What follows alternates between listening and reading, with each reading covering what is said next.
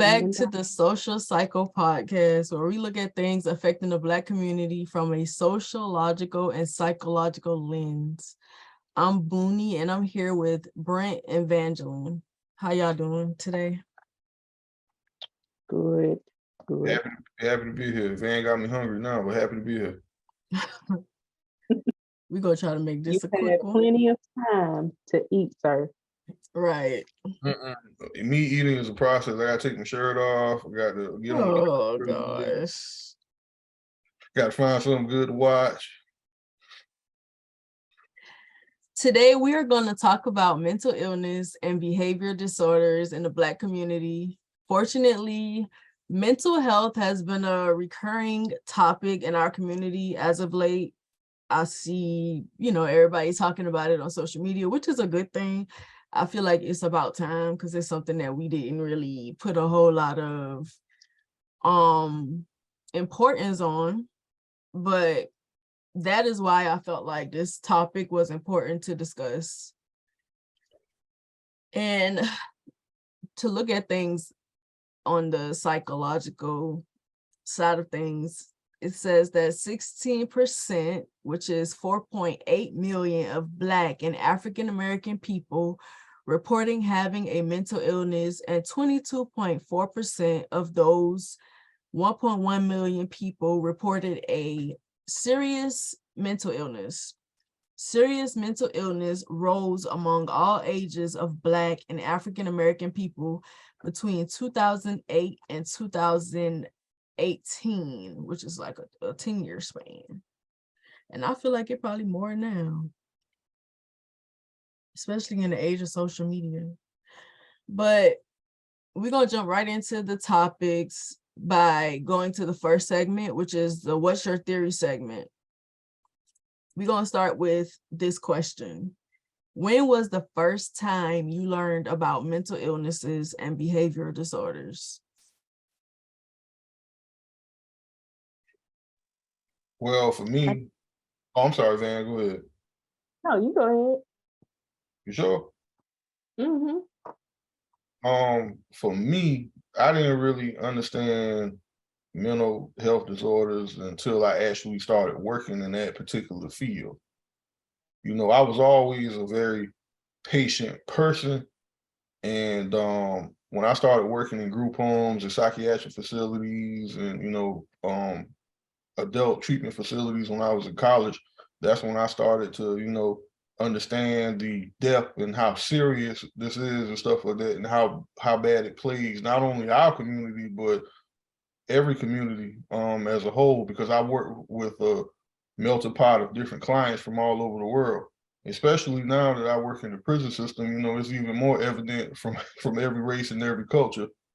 As a special education teacher, I've seen it in children, young adults, even in my personal life. It affected me and stuff like that when I was in my teenage years, because I was in and out of hospitals a lot.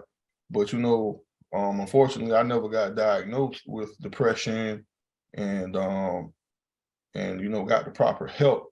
And my mom always said that was one of her biggest regrets as a parent. That when I was sick and in the hospital a lot, she didn't get me counseling and stuff like that, so I could better understand how to cope and deal with it.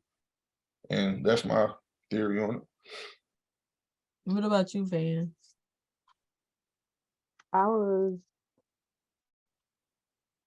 say I was a child when I first started learning about different disorders due to close family members.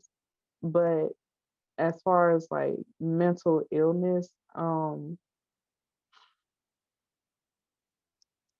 didn't know any details, or I didn't know like the depths of it till I was well in my early 20s, and didn't dive deeper. And so it was more one of those things like, you hear about people being depressed, or you hear about the suicide rates and things like that. And it's like, it wasn't happening to me personally or anyone I knew that close to me. So it wasn't like really anything I was shining a light on until I say when I got pregnant with my son, and that's when I actually just started really paying attention. to it. So yeah, again, I was well in my 20s before I actually got the details of everything. I got you. For me, I was always interested in like asking questions about everything. So I did always was the researcher person, always on Google, like whenever I had access to a computer. So I would say like when I was a teenager, I knew I wanted to be a psychologist. That was always something that I wanted to do. I can't say why or like when that started, but it was just always that was like for sure what I wanted to do. And like so I used to do research and stuff like that, same way that I was researching like colleges and stuff that I could practice or that I could get my degree at or whatever. So it was brought to my attention like when I was a teenager, I diagnosed my brother with antisocial personality disorder because like I said, I used to research it all the time and I would tell mama like I would like look up the certain characteristics and like experiences and stuff like that. And so I saw where, you know, he was showing a little signs of antisocial personality disorder. So I was telling my family that, but y'all know how Black families is. Oh, ain't nothing wrong with him. He just bad, or that's just demons, stuff like that. And my brother was never diagnosed with it, but I still 100% believe that he has it. Because of, you know, just some of his the things that he has done, the way that he thinks, stuff like that. And I want to say, is anybody in my family? I think some of my family members, I'll say, showed signs. So basically, I learned about it when I was a teenager, just because I was I just like to know stuff, and I would just Google things or whatever. Ever since I realized that I wanted to be a psychologist, a child psychologist to be exact, I was always interested in it. So I would read stuff online. Also, my mama had like she had like encyclopedias, you know, back then. We didn't always have internet. I used to read every single one of those encyclopedias from beginning to end over and over again. That's the type of kid I was. A little boring, but whatever. Um, but yeah, I was young. I was that young when I started like learning about it or whatever. Do I have another question for this? That's a No. good thing. I know once, mm, I'll say maybe three, two, 2 or 3 years ago, I honestly, that's when I really just started diving into like mental illnesses and things like that. It started with schizophrenia because I was watching, you know how they had the ads on the streaming services, Mhm. and I don't remember what the show was, but the guy was like making a big fuss about something, but like, you know, he didn't feel deserving of love and friendship and affection and things like that. And the woman was like, why won't you let anybody love you? And he's like, I'm schizophrenic. And I was like, what about that would make you feel you aren't deserving of love? Like that one question is what made me dive so deep into it to where I was spewing out whatever information I could find to anybody that wanted to hear. Cause I was like, Same. did you know this? You know that? Like I just learned this. And it wasn't like textbook stuff. It was like people who actually have it and their experiences and what's going on. And it went from it just set off a chain reaction because it went from schizophrenia to depression to anxiety to autism to ADHD, like Yeah. everything. Like it just said everything. Same. Like I was like that. If I saw it somewhere or like I said, I just always was interested in psychology and like how the mind works and why certain people behave a certain type of way and stuff like that, because I saw a lot of people behaving in ways that I felt like was bizarre to me. Like why they acting like that? So I was interested in it. I'm interested in the mind. Like, why does he act like this, but he doesn't? Why does she do this, but she doesn't? Why do they feel like that, but I don't? Like, I've always been like that as a kid. So, like I said, them encyclopedias, like I read those over and over again. And then when I got the internet, like Van said, I was researching stuff, and I would just tell everybody. And my family probably hated me. I'm pretty sure they did, because I was diagnosing everybody with all types of stuff. Like, you got this, you got this. I'm pretty sure they was sick of me, but it is what it is. Yeah, So yeah. you got something to say, Brent? Nah, just work with pretty much. I've like everything that y'all talking about: schizophrenia, ADHD, social personality disorders, everything like that. That's right up my alley because I've been dealing with it for years. As far as in my career field, so I'm very familiar with it. Especially in children, they don't diagnose children and stuff like that anymore with those type of disorders. They don't wait. They wait now until they almost adults to do it, and I think it's a little counterintuitive. But at the same time, I understand they don't want them to be labeled at the same time.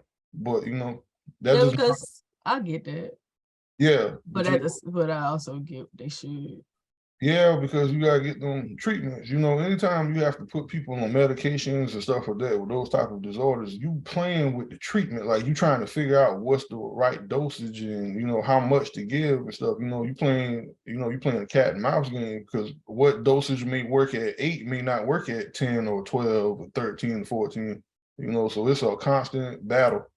But go ahead, Yeah. I think you could ask me something. You know what? My brother was diagnosed with something because he was taking medicine for it, but I think it was like ADHD or something like that. That wasn't what he had. Was It it was, what did they give him Ritalin or something? yes, and it was he.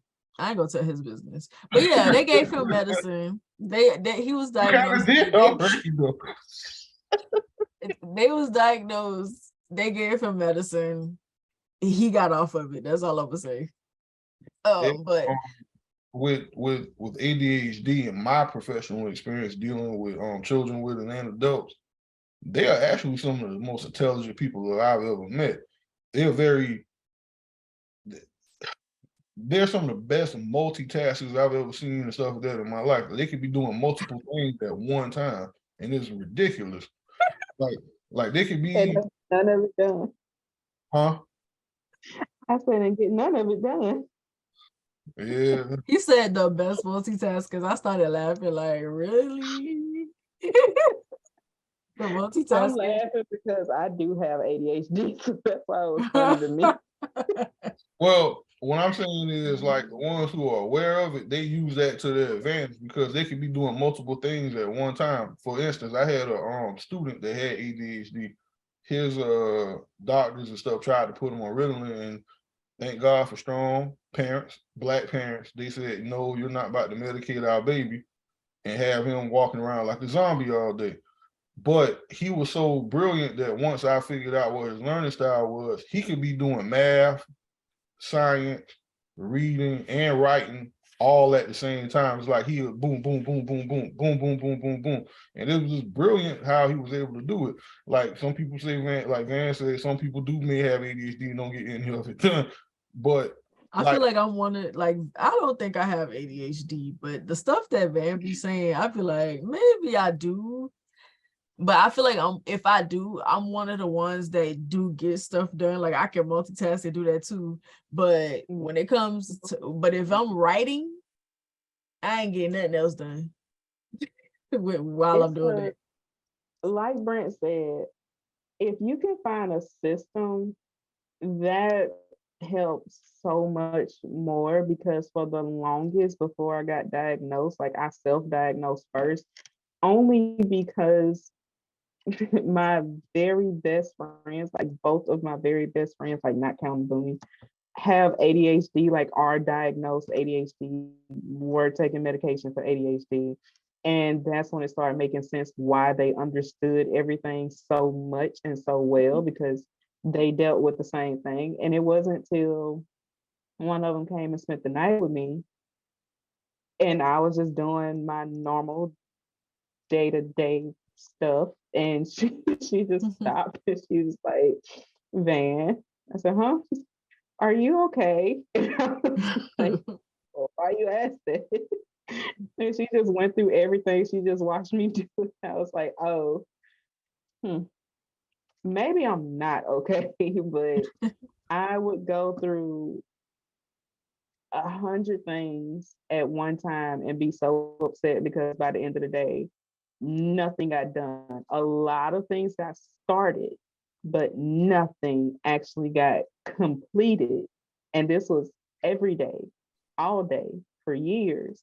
And I just thought it was just a me thing. And then Nah, once sometimes, I actually found a system that worked, I was like, okay, it takes time, to put forth that effort into that system because even I'm not medicated. I'm diagnosed, but I haven't gone through the process of looking to see what would work for me. I do believe if I did get medicated, it would help me a lot personally because it seems to get worse by the year.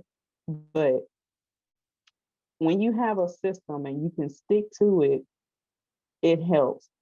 It won't cure anything, but it helps. yeah, it does. It does. I ain't glad to you, it does. Okay, so moving on to the next segment, which is the hear me out segment, because I don't think I answered those questions yet. Do you or anyone in your family have a mental illness or a behavioral disorder? We kind of talked about that a little bit. But like I said, my brother was diagnosed with ADHD. But I don't think that's what he had. I still stand firm on the belief that he has antisocial personality disorder. Um, but he wasn't diagnosed with that. So, but I can't say if I have a mental illness or not, or I definitely don't have a behavior disorder. But as far as mental illnesses, well, depression. Um, I don't know. Like I would have to get tested to see because I never thought of myself as having mental illnesses until Van started like researching and pointing some things out. And I'd be like, wait, I act like that. Or I do that too. But at the same time, I feel like if I do, I function pretty well for a person with one. Even with depression, because depression can make you you're not motivated to do a lot of things. But I think also I'm a perfectionist, so it kind of counteracts that. Like, oh, you got to get something done, because if I don't get nothing done, I'm gonna just feel worse. So okay, I'm gonna get up and I'm gonna do this, because if I don't, then I'm gonna feel like this, because I'm a very solution type person. If I have an issue, I'm gonna figure out how to solve it. And if I can't solve it, I'm not really gonna dwell on it. I'm gonna be like, well, I tried to do that. I can't fix it, so whatever. But like, if I got a problem, I'm gonna try to fix it. So I feel like because of that, I feel like because of that, if I had a mental illness, I'm really good at masking it. That's another thing too is masking. I had to take a an assessment because if you are diagnosed with something or with one thing and you don't feel like it's right, you can also take an assessment for masking because you have been conditioned to mask for so long that is just second nature to you. And I took an assessment and scored really high on masking, so that's like another thing. And you could be high functioning, like high functioning depression too. Of course, I Yeah, don't know. I'm not a psychiatrist. that's true.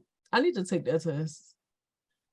Oh, and yes, I just to answer the question, I do have like a family member that has been diagnosed with uh bipolar disorder and something else. Borderline schizophrenia? No, it was schizophrenia. She is schizophrenic and either she was schizophrenic and got diagnosed with bipolar disorder, or she got diagnosed with bipolar disorder, and then it went to schizophrenia. And you can tell when she's herself versus when she's not, because I don't know. It's kind of like when you know a person. Well, Boonie, when you know a Yeah. person, you know how they normally are, and then things just don't start, not necessarily not making sense, but just don't seem to be adding up, and they just seem to be all over the place. And like you can tell when she's having an episode. Yeah, I feel And it like can be kind of difficult because if you don't talk to her often, and then like she just starts talking to you, and you're like talking to her, everything will seem fine, but then if you talk to her a little longer, you be like, yeah, that's this isn't that. This isn't what I thought it was. This isn't that. And you kind of got to mentally go into another place, be like, okay, so how are we going to go about this now? How are we going to go about this conversation? How are we going to go about these things that she's doing? And you got to go through yeah, and I feel like a lot of people. I have a few people in my family. I ain't gonna say a lot. I ain't gonna do them like that. that.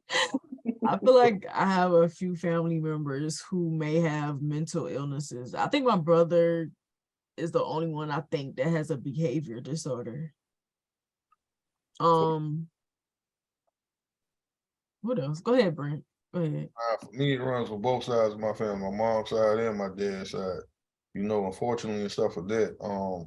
Just last year and stuff like that, we lost a family member um due to their mental illness, but it had nothing to do with, the mental illness part. He was a diabetic as well.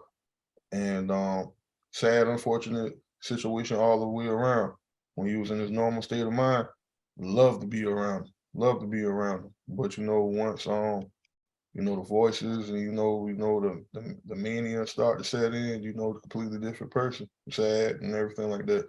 It runs on my side of the family, both on my mom's side and my dad's side. You know, um, everybody copes with it and deals with it in their own personal way. Some gotten help, some been diagnosed, some are undiagnosed. So I can't really sit here and pinpoint exactly one person in particular because I just got some family members nobody likes. So, we try to label them having something wrong with them so we don't have to deal with them. That's But true. Black people do that a lot. yes, we do. That motherfucker crazy. That's what, But in all seriousness though, the one thing that disturbs me a lot about Black families when it comes to this particular topic is we try to hide it and mask it. And we don't talk enough about it. And you got so many children, young adults, even parents, hurting. You know, it's taboo to talk about it because if you do talk about it, you look as being weak, or you just need to cut that shit out and grow out of it, or you'll get out of it when you get older. And that's not the proper way to go about doing it. Because when your people are hurting, your family is going to suffer catastrophic, events if it doesn't get, if no one gets any help. So we got to get out of this old mindset of you got to be strong, you got to be tough. Like, what's wrong with crying? What's wrong with coming to your people and saying something is wrong? I need some help. And that goes for men and women. Yeah. Especially men, because we'll keep emotions and stuff balled up, and we have damn near strokes behind everything that's bothering us, and have heart attacks behind it. I think the biggest display of manhood is the saying, "Hey, I need help. I'm hurting. What can I do?" So after working with children, young adults, even guys stuff in prison, I had a counseling session with a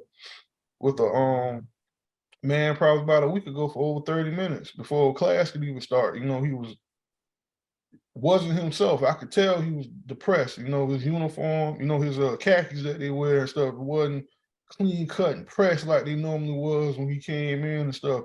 And the man, just a grown man, older than all of us, he just came to me and said that he was hurting. I made a referral for him to go to psychology. He went to psychology and he walked past me and said, "Mr. Kenny, man, I thank you so much." And he was like, "How did you pick up on that?" I said, "Look, man, at the end of the day, I understand you're an inmate, but at the same time, you're still my student. So I gotta be mindful and pay attention, what's going on in class. Because if I can't help you take care of the mental part, then learning cannot take place. Mhm. So, That's true. that's my spiel on it.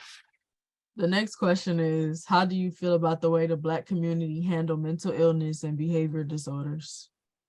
It's an atrocity. It's an atrocity. I love the fact that you got vocal who I love the fact that we're becoming more vocal about it. I got a lot of love and respect for Charlamagne the God for being open and honest and stuff like that about his issues and stuff that are going on with him as far as mental illness. And now you have so many other Black celebrities who are coming out and talking about their depression and what they were dealing with. Like is her name Loretta Devine? Yeah. When she was on the Breakfast Club, she spoke about her being about Are her. you talking about Jennifer Lewis? Yeah, Jennifer Lewis. I said Loretta Devine. I mean, I'm thinking about Family Matters, but yeah, Jennifer Lewis. When she was on the Breakfast Club, she spoke passionately and stuff about being clinically depressed every day of her life. Like that was a power. That's very powerful. That's very strong. That's empowering to let. Yeah, that's my favorite interview they did. Yeah, like there's nothing wrong with talking to somebody. I'm tired of Black families pushing things to the side and just brushing it up under the rug like it didn't happen or it didn't take place or this person to grow out of it. You know what happens when you try to mask things? People grow up or may not grow out of what it is they're going through, and they start becoming resentful towards you. That's where the anger and stuff comes from in our community. And that's just my take on it. What about you, Van?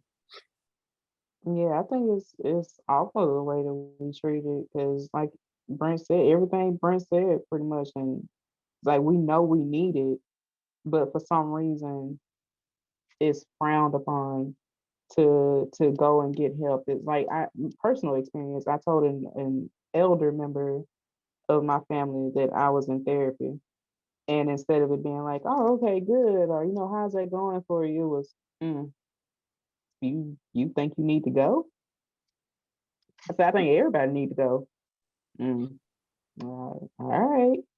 It's like, why do we have that attitude about it? Like, you probably the main person that need to go, but why do we have that attitude about it? Like, it should not be that way. If you need help, get help. Why is it so bad to get help? It's almost like everybody wants everybody else to struggle. Like misery loves company. Like I had to struggle and deal with no help.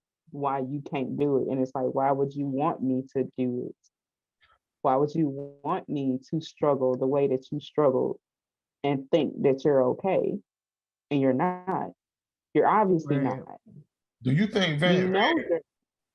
I'm so Hmm? sorry, man. I didn't mean to cut you off, but Van, you just said something that triggered something in my brain. I think sometimes it could be a little bit of envy. I think, I And think, that confuses me because it's like it's not too late.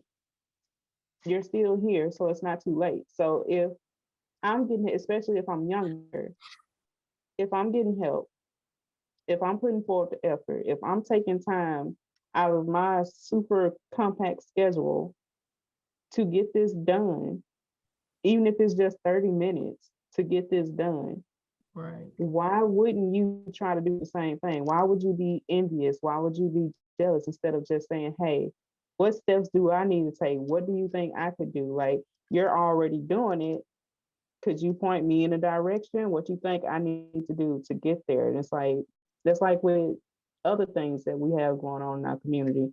It's like, I would rather, well, not me personally, but other people, it's like they would rather pull you down to their level, to be on that level that they're on, instead of saying, hey, when you get up there, pull me up too.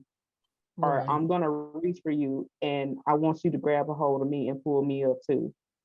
Why is that not a thing? Why is it that we're always struggling? And I mean, they will fight for their life tooth and nail to pull you down instead of just saying, hey, can you help me get up there when you get up there? Or it's like a test. You get the answer, y'all both struggling, y'all all struggling with this one answer, and somebody's like, hey, I think I got it. Instead of being like, what is it? Can you help me figure this out too? Right. It's like, oh no, we're gonna make sure it's wrong. We're Well, you gonna think you tell you better than us every bit it's because you got wrong. the answer. You that's think you Right. that's normally how it goes. Like, oh, you think you better than me? You think you better than this? And Yeah. it's like, well, damn, like and it's kind of like, damn, the whole family can't suffer. Right. Somebody gotta be getting help. Right. Well, I got to It's like, suffer with your right. It's like people don't like the fact they, instead of, I don't know, I just said it, but instead of thinking somebody is better, why not just try to get up there? That's like, just for example, with Boonie, I Fear. absolutely love all her cosplays and stuff. Like, I love how she started doing her makeup and she is damn near flawless with it. I don't know shit about makeup. I don't know how to do none of that shit. Every time she sends me videos and pictures, I'm like, yeah, as soon as you finish, I need you to show me how you did that. I need you to show me what steps you took. What video did you watch? What blogs did you look at? Like, what did you do to get to that point? I might not look at it right now, but I would like to know what you did to get to that point. Same thing at work. Hey, what did you do when you got up to this position? So I know what to do next. I know what Right. not to do. Like, I'm constantly trying to learn. Why is that a bad thing? Why wouldn't you try to elevate yourself? People get so comfortable in their misery and they want somebody to join them instead of They'll be just scared. asking. That's what it is. It's fear. or, I think Yeah, a lot of people in our community, I think they fear being healthy. Because when you get to that point, when you start working on yourself, you get to that point, then you can't use the struggle as a crutch no more. you know what? I did see somebody say that a few days ago. They said that they were talking about themselves. They said that they personally, not purposely, but they will self-sabotage. They had to realize they were self-sabotaging because it was fear holding them back because they didn't know what they would be getting into, but they knew if, because everybody fears failure at some point. They Yeah. feared failure, but they feared being successful too, because once they did get successful, that would increase that fear of failing again. And then they knew once they got successful, they was gonna have to keep it up. And they didn't know if they could. nah, that's prolific. That's very prolific of what you said too. I saw on Core Minds, there was this dude that also does podcasts, and I hate that I don't remember his name because I actually like him, and I want to, of course, start watching his podcast because he has his own. But he was basically saying, he was a street dude at some point in his life, and they were asking him like, would he go to therapy, and like, do he got somebody to confide in and stuff like that? Because I feel like all men should. If you're not gonna go to therapy, at least find someone that you can talk to. But he was basically like, when you kind of have the mindset that they have, that they had to have, the paranoia and all of this stuff, you're not really gonna be able to sit in front of a therapist and talk about your life. Because he said in his mind, when he's dealing with a therapist, he gonna be trying to figure out how to like outmaneuver her rather than let me open let because to allow a therapist to help you, you have to be vulnerable. You gotta put those guards down. And Brick he was wall. saying exactly, he was saying his mind is wired to outmaneuver someone that is trying to basically, in so many words, he was saying basically his mind is wired to outmaneuver someone who's trying to figure him out, basically. It, Trying to find a it solution. sound like to me, It's trauma. yeah, survival mode. So Yeah. And trauma from, being on the streets and stuff. And I get it. Like, I feel like more guys like that definitely need, because the fact that he was able to articulate how that was surprising to me, because usually when you ask them, it's just, I'm not about to go sit with them people and talk, but they never tell you why. But I understood, but at the same time, it's like, but does that mean you shouldn't try at least? Like, you shouldn't try to do that? they can't, And because it makes them look weak. I don't even think it's only just that, but I think that they have this everybody's out to get me mentality. Like, I'm why a, you want to know about me? What you trying to do? Like, is you I'm a, planning something type I'm a, thing? I'm a, I'm not gonna interrupt or anything like that, but I'm gonna touch bases on what you just said and what Van said, because I deal with it every day. Most of the guys and stuff like that who are sitting in prison and stuff right now, they're good at playing chess when it comes to the streets. They're very good at the mental manipulations and the smooth talk to try to win and influence somebody over. But when they run into somebody like me, who's has the same wall built up like them, they can't run that same game. So when when I'm in the prison and I'm actually working with a lot of these guys, they have the exact same mentality that or what it is you just spoke of. But That's how am what I he's saying. but how am I able to relate to them so we can actually have a conversation and get things done? Is when they realize and stuff like that I'm here to help, not hurt. And it's a big fear amongst a lot of men who come from that lifestyle. Their weaknesses, their vulnerability can be used against them to possibly kill them. So they stuck in survival mode most of the time. Yeah, even when they get out of that Oh, yeah. lifestyle, like they still feel like they have to be tough.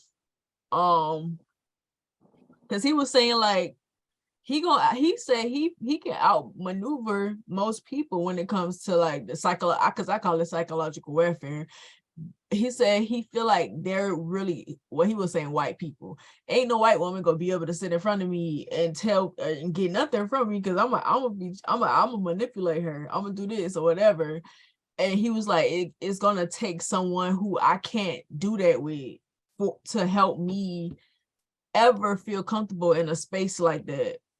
But if it's somebody, and I get it, like I feel like basically without saying it, they need a certain level of therapy. Like it needs to be somebody that looks like them. It needs to be somebody that's been through what they've been through to help them feel unguarded. Not only that, but also be respectful towards them as well. Like a lot of guys and stuff like that, they're in prison and stuff. When you show them that you are empathetic, they're going, okay, this man and stuff like that is for real. This man is going, he's really about his business. But when you start showing sympathy, that's when the manipulation and the coercion and all that stuff started to come into place, because they realize that they can tug at your heartstrings and get stuff out of you. But if you meet them and play the same game that they've dealt with, they can't do that type of stuff. That also in my line of work, that's how you prevent being compromised to start bringing in contraband and stuff. But I've always been a strong-minded person. That's why I think y'all gave me the nickname Brick Wall when it came to emotional type stuff. But at the same time, I'm learning how to, take a brick down here and there so, people can peek in just a little bit. But at the same time, amongst black men, we have, we've been taught to try to be stoic and macho, and you can't show no fear, can't show no weakness. If you do, you a pussy, you a punk, you a weak ass nigga, and unfortunately, that's how a lot of us are spoken to, and that's how a lot of us, try to adapt to things. Because at the same time stuff, yeah, we may want to, get into other things that are not, that are conducive, but then we afraid of, that peer pressure of being shunned and looked at as being punks and weak. And unfortunately, that happens a lot. And also of because he also mentioned the fact that somebody like disarming him like that means that he's vulnerable, like he vulnerable in all situations. So I can't have nobody making me let my guard down that much, because if I do, I ain't gonna be able to like protect myself. I feel like a lot of them think that having therapy and like getting to the root of their issues is going to make them weak, and it's actually going to make you stronger, not weak, because now you're able to recognize the things that you have issues with, and therapy gives you solutions to fix those things. Not I feel only like that, not only that, but it helps you identify what triggers that right. goes into that response. And the only reason why I know identify trigger the response, because one of the chief psychologists spoke about that this week, because we had a whole 8-hour course on mental health and illness and stuff that they're dealing with, inmates who have it. Because, unfortunately, I do work with a lot of guys who have it and stuff, but I'm coming from that background, so nothing that anyone is saying is really like, it's not profound to me because I've been dealing with it for so long. But when you're dealing with that type of stuff, you got to be very patient, and understanding. The last thing you want to do and stuff like that is when somebody comes to you for help is push them away. Mhm. It takes a lot. If it is detrimental to your mental health, push them away. Always pick your mental health over everybody else when I don't care nothing about that. Oh yeah, most definitely. But Because I used to not do that. Oh yeah, no, most definitely. I agree with you because some people can be very draining and stuff. But I give you Most people. Yeah, but I give you a great example. Like what you mean? No, I got a story time segment about that though. But I'm gonna shut up. So we can move on to the next segment, which is the Let's Fix It segment with this question. How do you think we as a community should approach mental illnesses and behavioral disorders to improve our perception of them? Stop hiding it. Okay. I feel like I feel like we should create safe spaces too. I feel like we shouldn't look at each because I feel like Black people, especially, we look at each other as competition a lot of the times. Competition, like this is or obstacles even. But I feel like we should make more safe spaces for people. But also, like I said, like I'm always say, not at the detriment of yourself. It's cool to be the go-to person that people talk to, but if it starts to interfere with your life and interfere with your own mental health, you definitely should like set your boundaries. But I feel like we should see each other as safe spaces and not competition or obstacles or whatever. But we don't. I feel like we have to rewire the way that we look at each other in the Black community. The way that the way that when I see another Black woman, if I see a Black man, the first thing that come into your mind is you have to be defensive. Your defenses are up. I feel like we have to make spaces, and I feel like in order to make space, you have to be vulnerable. A lot of the times, you have to be vulnerable to get somebody else to be vulnerable. A lot of the times,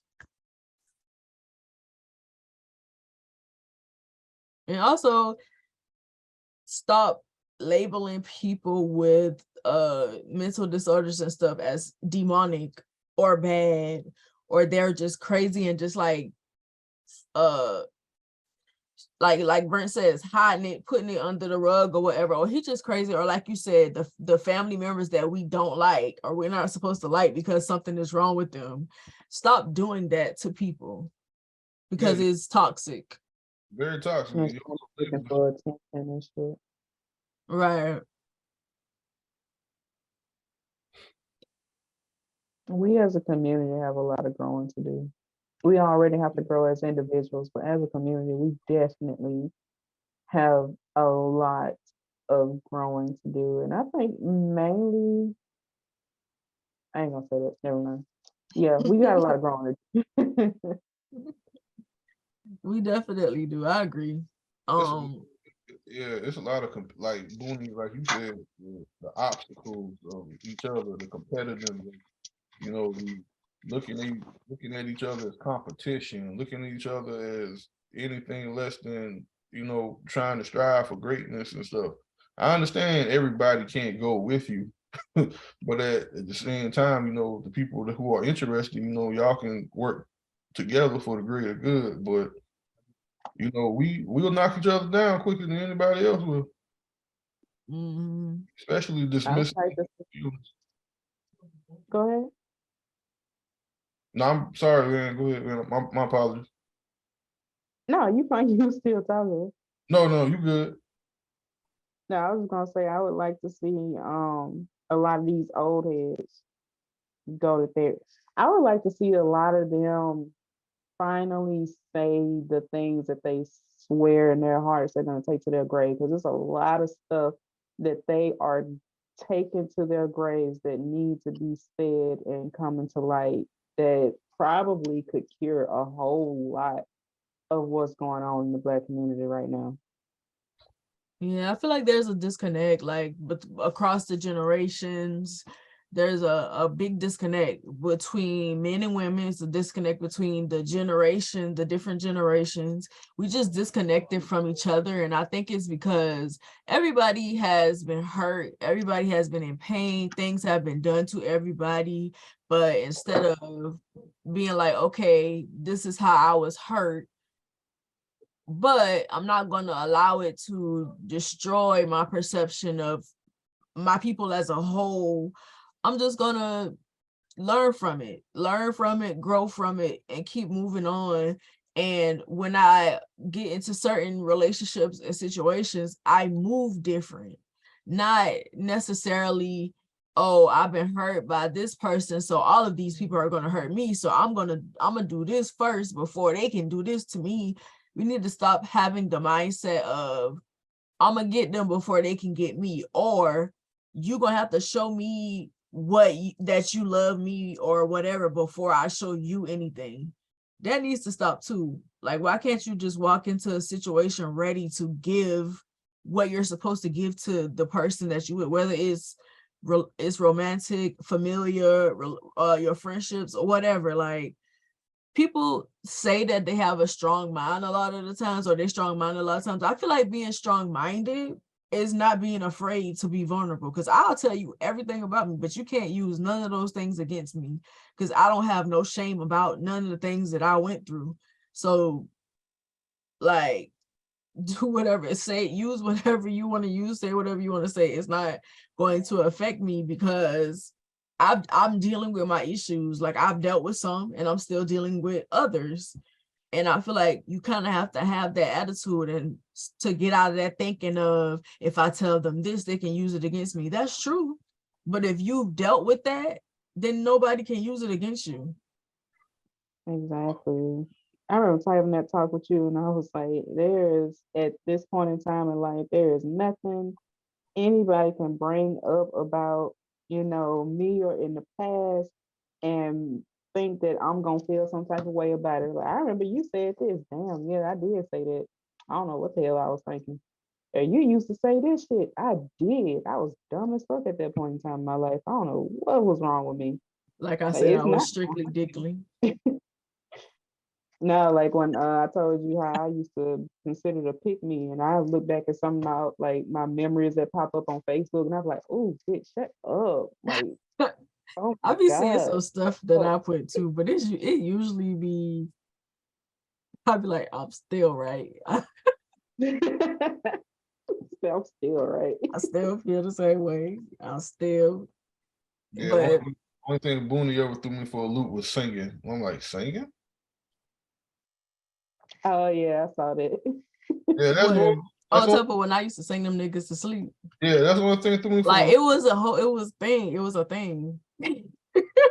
But then the thing about it with me, I don't know. I may be too macho or something like that, but I can just can't picture a woman serenading me with her voice, not unless she's real It good. was beautiful, and they She couldn't said help it it. was beautiful. And they couldn't help it. Medusa. You see, one of my friends jumped in the comment, like, I know two of them. I know one of them. I know two. Because it was a thing for real. What was your song of choice? It whatever they wanted to hear. Really? No, I said requests made. Mhm. I learn something new every day. What's So wrong yeah, with so I that? bet a lot of it. There's nothing wrong with that. But I'm just saying, like, I just couldn't knowing you. Brent be having this picture of you in his head, and then he always finding out some new information. And then he got to sit there and rethink his whole life, and then rethink your whole life with him in it. And then he be like, "All right, I got it now." And the very next day, some more shit pop up, and he like, "Damn, I got to rethink this again." That's what be happening. Oh, that's the joys of knowing me. Then Van hit the nail on the head. I'm like, okay, I gotta take this. Like, well, I seem like I wouldn't do that or something. no, the reason why, I was like, wow, I can really picture dudes laying on the bed in their stomach with their feet up and stuff on the phone, just listening to a song. Like, I'm like, bro, like, okay. And they used to be Not with their feet snoring up. hard too, bro. Knock Yeah, that that's out. what I'm saying. That's what I Medusa, I hear you. I'm just saying niggas a lullaby. What the fuck? Them spells That sure unknowingly. was. They lived for it too. All right, I'm done with that. Okay, so we can move on to the story time segment. Do any of you have a story about a time you or someone close to you displayed signs of mental illnesses or behavior disorders? Yeah. If so, how did you react to it? Yes, it happened. This Story happened. time. Yep, David. This happened exactly on. It was Wednesday. My neighbor lives less than 3 feet away from me. Right. I pulled up from work, got out of my car, and she met me coming up the pavement. And all I said was, "Hey, how you doing?" It's a shame of an incident that happened last week between her and this young boy that was cursing her out, being disrespectful towards her. And I said that what he did and stuff that was wrong. Unfortunately, I was in a rush and I couldn't really address it because I had some things on me that I just couldn't. But anyway, she said, "Thank you. You're so nice, and you always speak to me anytime and stuff like that. You come outside." So without hesitating or thinking, I said, "Yeah, I'm about to run someplace real quick." She said, "Okay, can I ride with you?" Without thinking, me being nice, I said, "Sure, you can come with me." So I was on my way to Best Buy to grab some headphones. So we're in my truck and we're talking and stuff like that. And she just opens up to me. She just starts talking to me. And I'm like, okay, this one Boonie and Van must feel like sometimes people be coming up with problems and stuff. So I'm gonna try to put my Boonie and Van face on. So we riding in the truck and stuff, and we're just talking. But I could smell the alcohol on her. Like she reeked the alcohol. And I used to drink and stuff like that too. And without missing the beat, I asked her, I said, you like to drink Sky vodka, don't you? And she looked and she was like, how did you know that? I said, because I know that smell anyway. I used to drink that all the time when I was in college. So as we riding along, she just starts crying. And I was like, why are you crying? And she said, little do you know, Sunday I tried to kill myself. And the first thing popped into my head was like, I hate this motherfucker, this damn truck. If she having an episode right now or something. But Nah, she was confiding in you. yeah, but that's the first thing popped in my mind. I went in that survival mode then. But as we were riding along, everything started to make sense because I hadn't seen her daughter and stuff that in a couple of days because her daughter and stuff, she normally walks her daughter and stuff like that to the bus stop in the morning. And I hadn't seen her daughter in a couple of days. Come to find out, her daughter was with her mom while she was getting her head together. And the exact same day and stuff like that I pulled up, she was having another episode. She was drinking again, real heavy, self-medicating. So when we came back and stuff like that, I dropped her off and she dropped off because we live right across the hall from each other. She said, I want to thank you for being a listening ear. Thank you so much. Because I seriously was thinking about harming myself again, but you were the first person to actually listen to me and just allow me to vent. And I said, thank you for being you. Don't do anything to yourself because your baby needs you. If you take yourself out of the equation, she ain't got nobody. And she said, I thank you so much. And ever since then, I made a friend. I made a friend. That's good. So sometimes the stuff like that, it doesn't help, it doesn't hurt, just to be kind to somebody. You don't have to be nasty and grumpy and attitude all the time because the energy that you give is the energy you're going to be met with. If you're having a bad day, then that person who's having a bad day, like y'all clash or y'all meet, that can end in disaster. So that's the end of my story time. But that really did happen. Like if I could get her to come on film to talk about her battles and stuff like that with mental issues, yeah, it happened for real. What about you, Van? I feel like we have a joint story. That the coach. Oh, so besides the one you're talking about, oh yeah, I I'll say this on camera. I do feel bad. I was not a great friend during that time that this person was having episodes.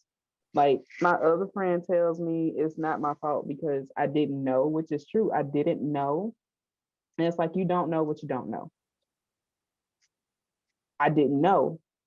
I knew, but I didn't know. Like this person had a mental illness and they told me they had it. But when they told me they had it didn't click for me. They told me and I was just like, okay. Because we was on the phone. And it was like late at night, we was on the phone. We used to always talk on the phone late at night. And he told me and I was just like, oh, okay. And went on went on by my business. It's like it did not connect, like it did not connect for me during that time. So I knew absolutely nothing. I didn't know the questions to ask. I didn't know how to go about it. I didn't think anything else of it, and I just let it go. And now when I think back on a lot of conversations that we had, I'm like, yo, this person was in a complete episode and I had no idea. I'm just going along with it. I'm just talking to them. I was basically just listening. So as of now, I do feel bad that I wasn't a better friend, that probably could have done something different. Like if I could go back and change things as far as, approaching everything differently, I would, but I can't. So I can't do anything about that. But I did have a friend that was suffering from mental illness, and I feel like I could have done a lot more if I had paid a lot more attention, because the mindset that I had back then was almost similar to how the Black community is now. It's like, oh, they're just crazy, or they're doing this for attention, or they're lying, they're just liars, they don't know how to tell the truth, they don't know how to be honest. Like, it didn't click that this person has a personality disorder. It didn't click that this person is suffering through this. It none of that clicked for me. So I wish I could have been a better friend, but I wasn't. Nothing I can do about it now. I know now. I know things now. So I know how to go about things with other people. But that's the only thing I regret, is not paying more attention and being a better friend to that person that was going through the things they were going through, because I didn't know. Got you. But you did listen. At least you did that. I That li- was something. I listened, but I think that's what they need. They needed somebody to listen to, because anytime they would call me, they would call me, and we'll talk about things, and then they'll come out with what they really wanted to talk about, which was awesome. That was great. I was a listening ear, but I feel like I could have contributed a whole lot more. Things could have gone a whole lot differently if I had actually known then what I know now. Got you. I'm gonna try to make this short. I'm gonna try. You got this. I'm gonna try to make it short. I'm gonna try to compact this to a little story because it was a lot. But What I story? ain't gonna, huh? Coach. Huh? Oh yeah, the code. Oh, I'm not I'm not hold gonna on, hold on. I gotta get ready for this. Hold on. I can't stand you. I ain't gonna start from the Van. Shh. I ain't gonna start from the very beginning because that would take a long time. No, hell no. Start from the beginning. Shit, the people need to No, know. I'm talking about the beginning, as in when I met this person. I ain't gonna start from there. This is good content. Damn it, start Summarize. talking. I'm gonna summarize, Summarize. nah, because it's a lot. A lot. 8 years of a lot. So we were added into this group. This was probably like the third or fourth group that I was added into by this particular person. But this particular group was for women who were struggling mentally, like women who had mental illnesses, or just women who, you know, just was going through some stuff and they needed a community or whatever. So she invited me. She sent me I don't remember. Oh yeah, it was on GroupMe at first. And then I think something happened on that GroupMe situation. I think somebody got into it or whatever, but I wasn't present, so I didn't know. But we just randomly, she created a Marco Polo group, which is like a video thing where you could talk to people or whatever. So we were all, well, not all, everybody that wanted to move to the Marco Polo group moved to it. So, you know, we moved to the group. We're talking about all the stuff that we went through and all of this stuff. I forgot how many of us it was at first. I'll say between 12 and 15 girls. But like as time went on, like people was, you know, dropping out of it. People was coming out. And people were being added into it. Because Van was added a little later. It wasn't that late, but a little later than we were in it. So, by the way, which is how I met her. I was in The GroupMe. The GroupMe. I was in the GroupMe. I wasn't there long before it disbanded, and I was added to the Marco one. That's a good thing the cult brought y'all together. But Boonie, go ahead. Okay, so we were in the group. It was I'll say like 10 girls at this point. At the point where we decided we weren't going to add anybody else. Well, I said that. Everybody else was like, we good with whatever we got, but if you add somebody, cool. I said don't add nobody else. But that didn't happen. So, you know, we were in a group. We were helping each other get through certain things or whatever things that we were going through or whatever. And it was over the course of some years. So years later, there was before this happened, I think before the girl was added, I started to have feelings about everything that was going on. So I would talk to Van about it to make sure I wasn't tripping. Like, dang, am I tripping? But this is how I feel. I could feel in the air that the group was going to end, but I didn't know how it was going to end. Like, before everything went down, I kind of had that feeling. I was like, Van, I feel like, we was in the middle of planning a trip. Was that after the girl thing or before? Couldn't unmute. That was after. Okay, so we planned the trip after that. Okay, so I'm gonna start from that. So this girl was added to the group, and immediately she had a lot of issues that we were trying to help her through or whatever. And she was in a situation that she felt was unsafe for her.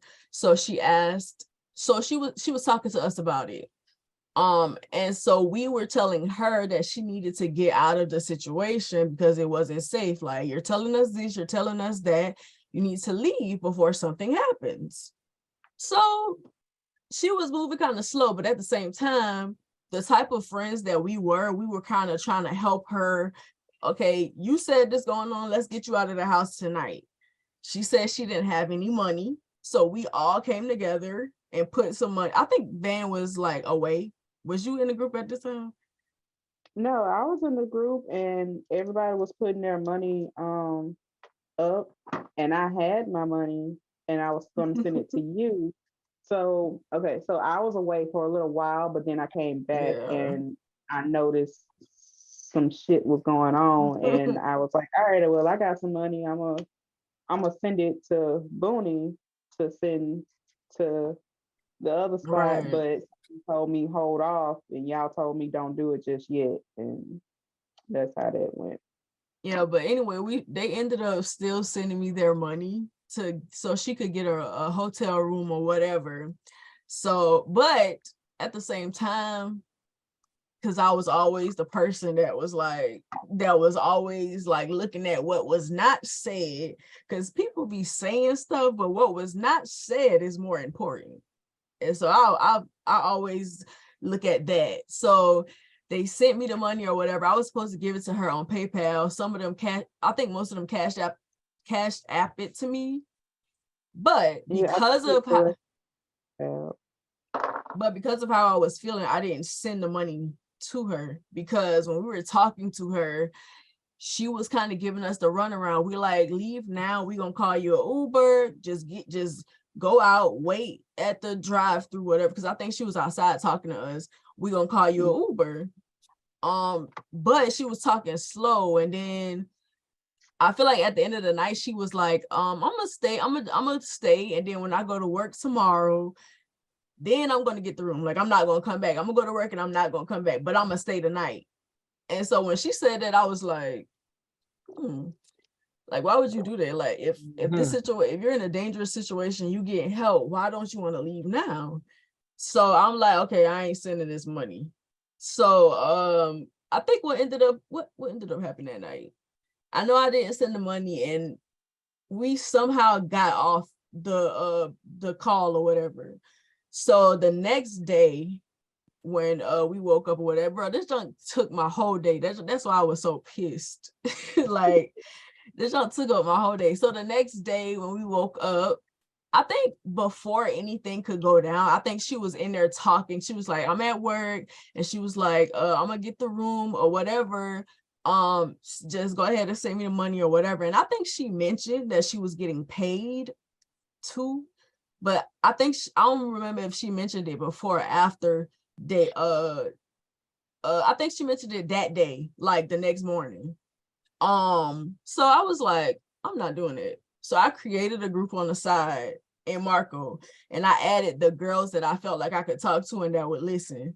So I'm like, I ain't sending this money because this don't sound right to me. It don't feel right to me, because when we were talking about getting her the hotel room, she done picked the room. Like, she was like trying to live luxurious off of some money that people was giving to help her. And The like, thing was, we picked one room that was affordable.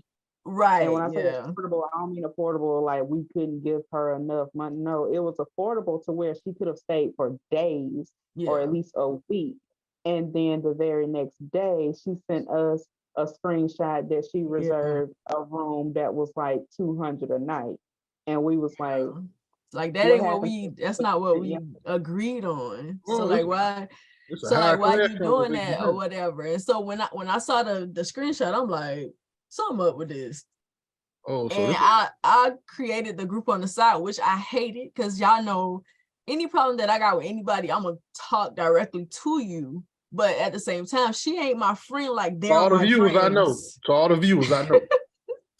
I'm gonna say it like this: we have never done that before, ever. Never created a group on the side. We never talked to Ever. each other on the side. It's always right there in front where everybody can see. But when this shit started going on, it was like, pause. Yeah, because I created a group aside, so, because the person, I ain't gonna call her name or whatever, the person that created the group or whatever, I wanted to talk to them aside from her, because I knew she wouldn't. I've known her a lot longer than they did. I knew she wasn't gonna listen. So I talked to them first. I was like, because she not the only person giving her money. All of us giving our money too. So I was like, y'all don't think nothing wrong with this? Like, y'all cool with me sending this girl y'all money? Like, she done changed the room. She was procrastinating about leaving. We tried to get her to go or whatever. Like, y'all don't think nothing wrong. You And trying to then put the stick here. that's what everybody was like, yeah, like, this is how I feel, this is how I feel. And I'm like, bruh, if this is how y'all feel, why would y'all go like send this girl y'all money? But Nah, anyways, that's where I came in. yeah, we talked for a long time, and I was like, you know what, I'm gonna add Van to this group, because I need somebody, because I know Van gonna keep it real. So I added her, and I asked her whatever. We kind of explained to her why we created the group, and she was like, oh yeah, I feel the same way. Basically, like, yeah, something up with that. Y'all shouldn't give her y'all money, whatever. We need to talk to the girl that created the group in the first place. And so we did. I created another group. I created another group with us, and the girl that created the group in the first place, and we're telling her how we feel.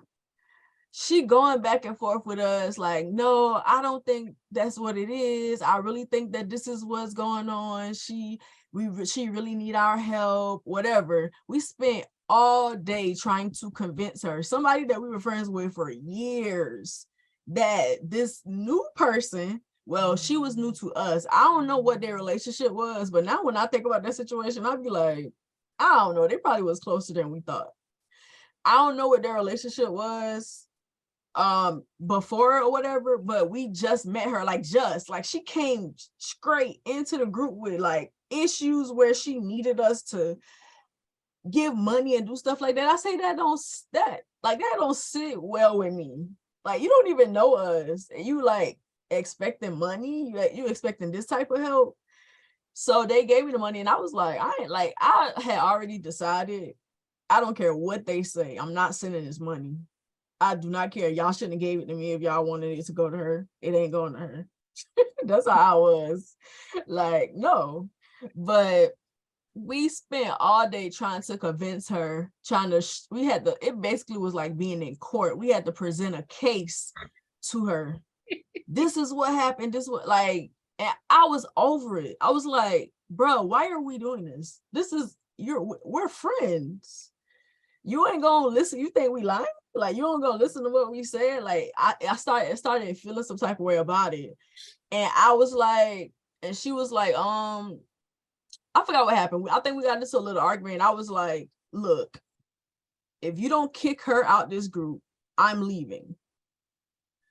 It's either me or her, basically. Like, and this is my first time having to do something like that. She thanked us for telling her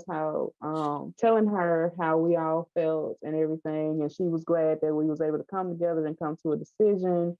And she would hate to have to do that to the girl and whatnot. And that is when you mentioned just kicking her out, and of course I followed behind, and I was like, yeah, like, yeah, she don't need to be here because I was like, she gotta go because she affecting us. Like, we sitting here on side groups talking about somebody that we don't even know. Like, I would have said this in front of her, but I ain't knew her like that. No, that's what happened.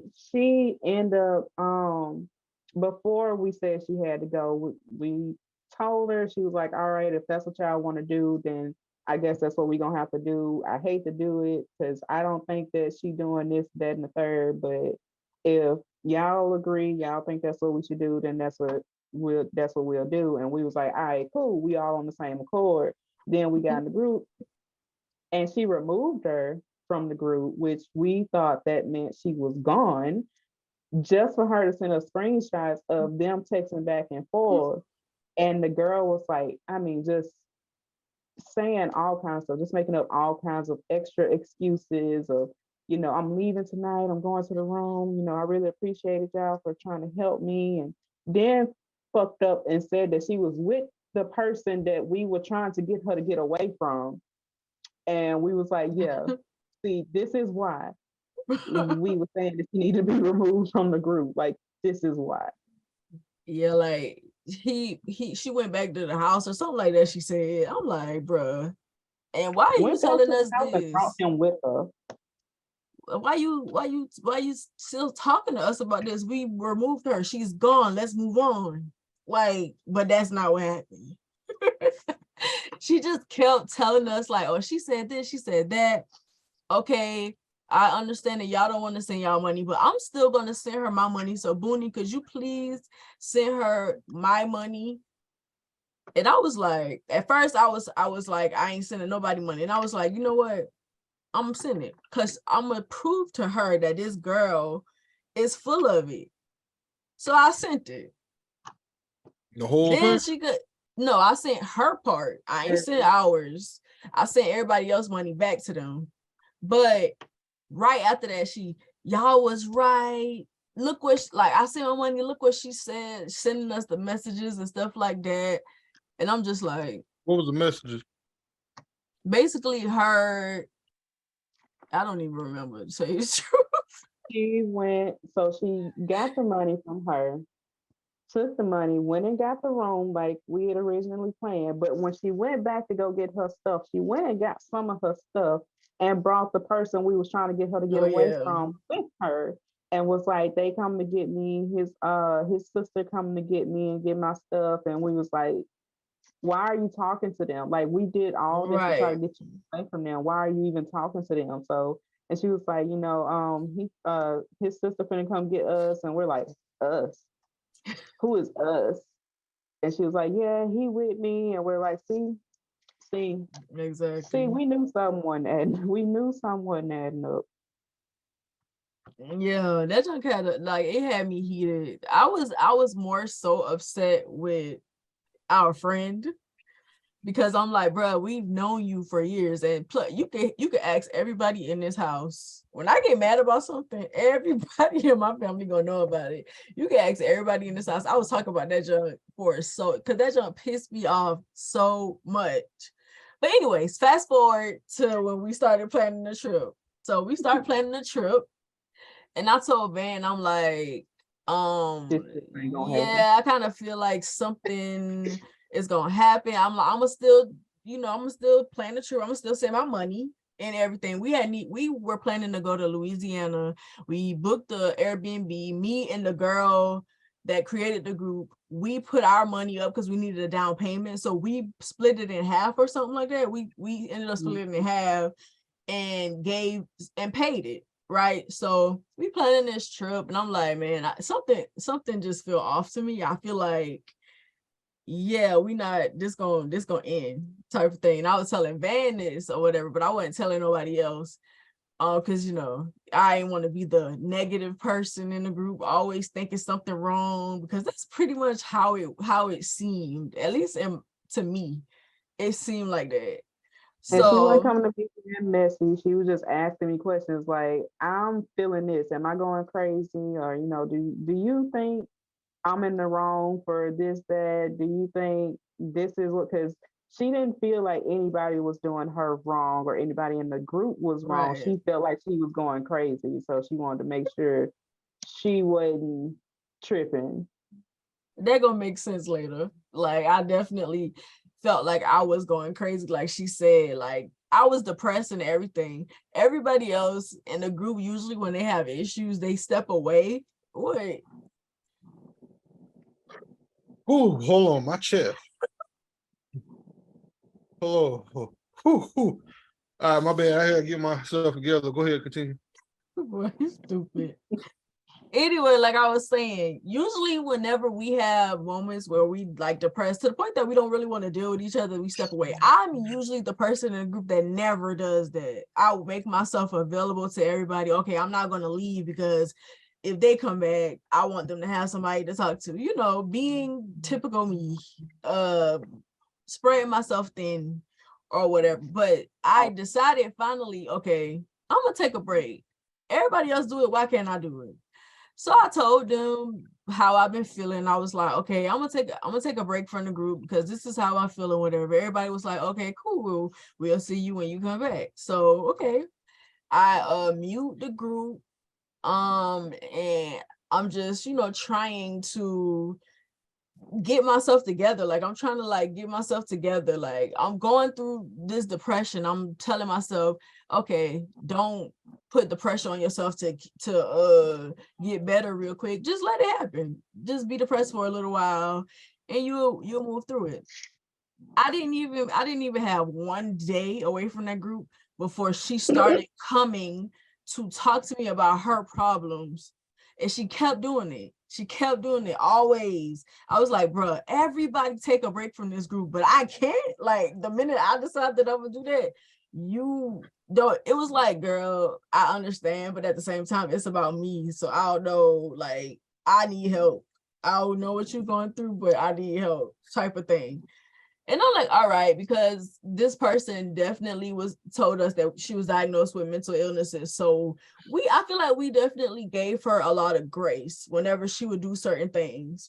We definitely gave her grace, and we definitely tried to help her through certain situations when she would go to it. Unfortunately, I was usually the one that she went to.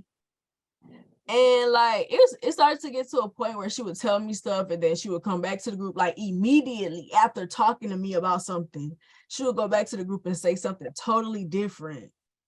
And it kept happening. And I'm like, wait, like what's going on? So I would have conversations with a lot of them on the side and they would say certain things. And then when they got back together, it would be like they didn't say it. It was crazy, Brent. Like it was crazy. Like I really thought that I was going crazy because of the stuff that kept happening. I'm like, bro, am I tripping? I kept going to Van. Am I tripping? Like they said this, that, and that. Am I tripping? Because anytime I would go in there and be like, I thought, wait, we just now was talking about this. I thought we said we was gonna do this. What is y'all talking about now? And they would be acting confused. Like what?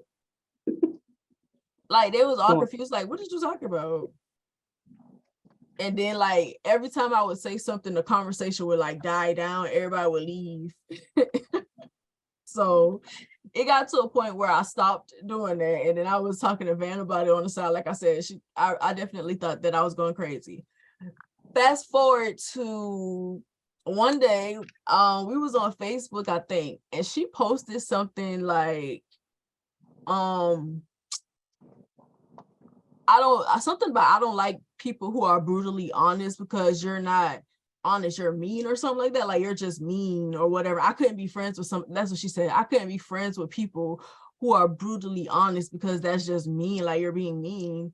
And I'm like, no, don't be like the stuff that led before that. What? What I left she out? was doing before that. Okay, so Brent, we were all Facebook friends. Oh yeah. So you know when your Facebook friends. Pause. For all the viewers just like me, I'm on the edge of my damn seat. Go ahead, Van. Go ahead, continue. So we are all like only the three of us out of the entire group. Right. 4, but she wasn't active like talking about. It's 4 technically, but she wasn't that active. So out of the whole group, the 3 of us were the only ones that had Facebook. So anytime she commented, because we interacted with each other so much on Facebook, anytime she commented or either one of them commented on each other's stuff, I would always see it on my timeline. And I started noticing a lot. She would be commenting on Boonie shit. Oh, that happened after the argument. It happened. This was before, because remember, it led up to the argument. Probably and I was like, because I was like, it was a lot of passive aggressive. Yeah, she was picking. That would have shit to do with the post. And I was like, what the fuck? Like I always say something about like you like if you got good friends, you didn't do this or whatever. And she would just be under the comments like she just would be saying some off the wall stuff. I forgot it was something specific that I said, and she was like, but I said something about not pushing your perspectives off on people, like just listening while you arguing over somebody's comment. And she would just be in there like basically like in so many words saying that I don't do that. Like, oh, like what you talking about? You don't do that. Like you push your perspective off on people all the time. And I'm just like, she would do shit like in that. what world did I do that? There is such thing as toxic positivity. And she was like, call me out, why don't you? And it would be comments like that. And I noticed, because she did that to me, but I noticed she was doing it a whole lot to Boonie. I kept like every single post that I saw with Boonie's name, I saw her come, because you know how Bro, if they're your friend, they won't show the whole comment section. They'll just show that one person's comment unless you click on it.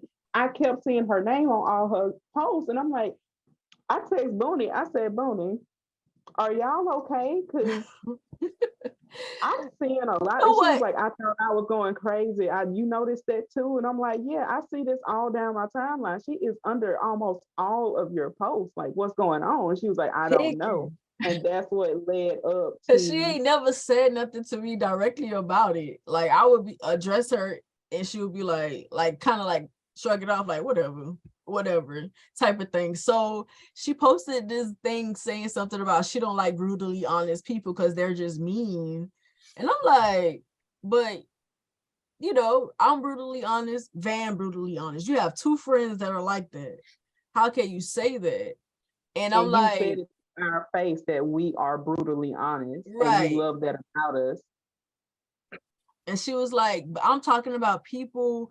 She just was stuck on the word brutal for some reason. I'm like, bruh, just because it said it's called brutally honest don't mean that it's malicious or you have ill intent or whatever. You just being honest. And then it got to the point where we was going back and forth. It got to the point where she was like, we started talking about venting for some reason. And I was like, I don't even understand venting. I don't get it. I don't get going to somebody and telling them all the stuff that you're going through, but you're not going to do nothing about it. Like, you just want to talk. Because at this point, I'm getting annoyed. So she like, oh, like, I feel like that really triggered her. She like, oh, so you trying to say every time that I come to you, but she ain't said it. She was just like, what happened? What did she say? She said if you can't handle somebody, Oh yeah. problem. Because I was saying, like, because when people bring their problems to you, it affects you emotionally, mentally, it affects you too. And she like, well, it shouldn't affect you. If it's affecting you, it's a you problem. I'm like, oh, it's a me problem. If you love somebody, if something is hurting them, it's gonna hurt you too. It's not gonna hurt you to the same extent, but That's what I told her too. Feel some type of way. If you love somebody and you know they are hurting or they're going through something, it's going to affect you in some kind of way. And she was like, oh, that's a you problem. That's a you problem. And the crazy thing about it is, it's me and Van having this conversation with her, right? But she was targeting Boonie. Whoa. Y'all are you two are probably the most straightforward women I know. And she got both of y'all. Damn. No,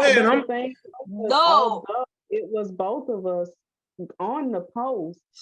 I was saying exactly what Boonie was saying, but in a different way, and she would skip over me and target Boonie and just go to the comment. Time. And I'm on the side like, man, she picking at me at this point.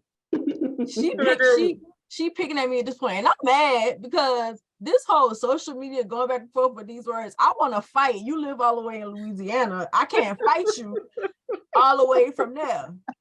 Like, I don't like that. I don't like when I can't get my anger out. Like, you pushing all your feelings on me. I can't get it out because I can't touch you.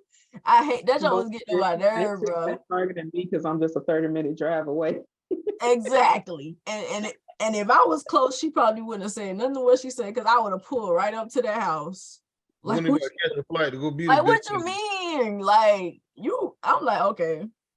I said, I'm gonna just not say nothing to her because I can't fight her. I said that exactly to me. I would just not say nothing to her because I can't fight her. So I would just ignore her. So I started ignoring her with the stuff or whatever. So for a while, there was. Sorry, Boonie, for the viewers, before anything gets like confusing, it was only that bad because everything that was being said between those two and between the three of us, she told a completely different story to everybody else. Exactly. That's the only reason it's that bad. Like, if it was just something that went on, that would be fine. It would be fine. It was told completely different to everybody else that makes it that bad. Right. So I was like, I'm gonna just ignore her. I ain't gonna say nothing to her. So for a couple of days, it was quiet. This heifer, first she texted me. Oh no, first she went in the group chat, because I'm pretty sure y'all remember that. She went in the my book club group chat and was like, she said something, and then I responded back, and then she was like, yeah, I got some stuff on my mind. I need to talk to you. That's what made me leave the book club right then and there. I remember that. I was like, why would you go to this group, bro? You can message me on the side, like what we always do when we talk. Like, why would you put that in there? I remember that. So she texted me. We going back and forth. We was going back and forth. And I'm trying to explain certain things to her, but she wasn't paying attention. She wasn't getting it. Because I do feel like she was manic. I do. She wasn't. She said she She definitely was. She wasn't accepting nothing I said. So I was like, I'm not about to argue with this girl. The conversation ended up dying down. We went to sleep, whatever. I woke up to a long message basically telling me we shouldn't be friends no more because something about us not being able to come to an agreement, whatever. We shouldn't be friends because we're not serving each other. That was her favorite word to say when she wanted to fake like she was trying to be better. It was the This friendship, rose-colored glasses that got her. this friendship isn't, yeah, because I did say that. But this friendship wasn't serving her anymore. That was So my we new shouldn't be word. friends. And she was like, you're right. I do need a professional, and you're not a professional. So I'm gonna go find a professional since I can't talk to you about myself, which I never told her that. Never said that. But that's how she took it. And I'm like, whatever, I'm not responding to this. So I went to the group and I left. I ain't said nothing. I just left the group. And then after a while, here come India. Boonie, like, what happened? Like, why you left the group or whatever? I was like, she said she didn't want to be friends no more. She was like, no, I don't think that's what she said. That's not what she meant or whatever. And I'm Screenshot. like, she definitely told me she didn't want to be friends no more. I said, and she made her decision and she gonna stand on it. I'm not working nothing out. One thing about me, you say stuff like that to me, oh, I want to be friends, you got it forever. Because it ain't I told India, I said I don't have nothing to talk to her about. She said she don't want to be friends, so I'm giving her what she wants. She kept trying to explain. I'm like, bro, I already made up my mind, bro. Leave me alone. And then whole time she in the group telling them something completely different. She in the group telling them something completely different. And I never showed them the screenshots until like months later, probably. Because I still was protecting her. I was like, this happened between us. I don't want y'all to treat her a certain type of way because I know she's manic. I know she going through it. She need y'all. I'm not able to deal with this no more. I'm at my limit. I'm good. I'm gonna tell you something. I'm gonna tell you something. When you said she was manic, people that got issues and they feel like somebody that said or done something wrong to them, it's like a heat-seeking missile. They hone in on that one person what they think is the issue and stuff. But go ahead and continue with the story because this shit good. But anyways, like she was talking about me in the group. So, but I didn't know I ain't in this no more. So they ain't really telling me nothing. And then randomly, one of our other friends came and she was mad. She was like, bruh, she said this, that, whatever. We got into an argument, man. I don't mess with her no more. Like, if she ain't friends with you, I ain't gonna be friends with her type of thing. Like, she was mad. Meanwhile, I'm just like, Boonie told me, don't tell me nothing about what's going on. Yeah, because I told all y'all that. I said, I don't want to know. Don't tell me. I don't want to know what's going on. But she came and she was like, because she's talking about you. I can't stand it. Like, it's getting on my nerves. She's trying to make it seem like you a bad person. I'm leaving. So she left the group. And still, I was like, I told Van, I said, I'ma just chill. I'm gonna fall back from everybody. Just give me a minute. I need to get myself together.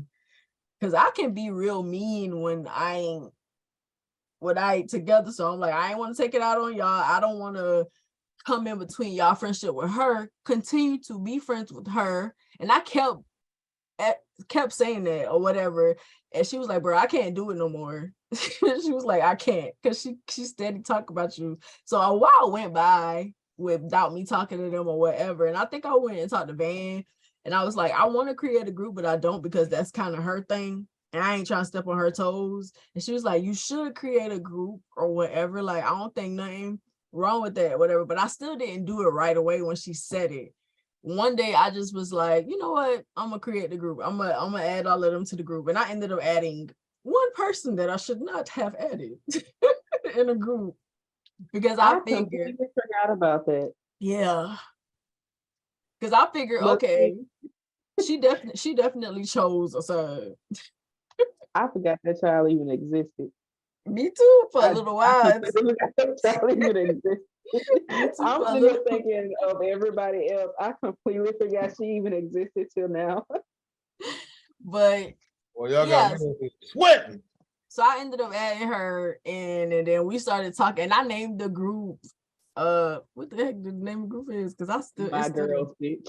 yeah, that mine. And I put mine in parentheses. And she got mad at the fact that I said that, and she must be went back and told her what I said.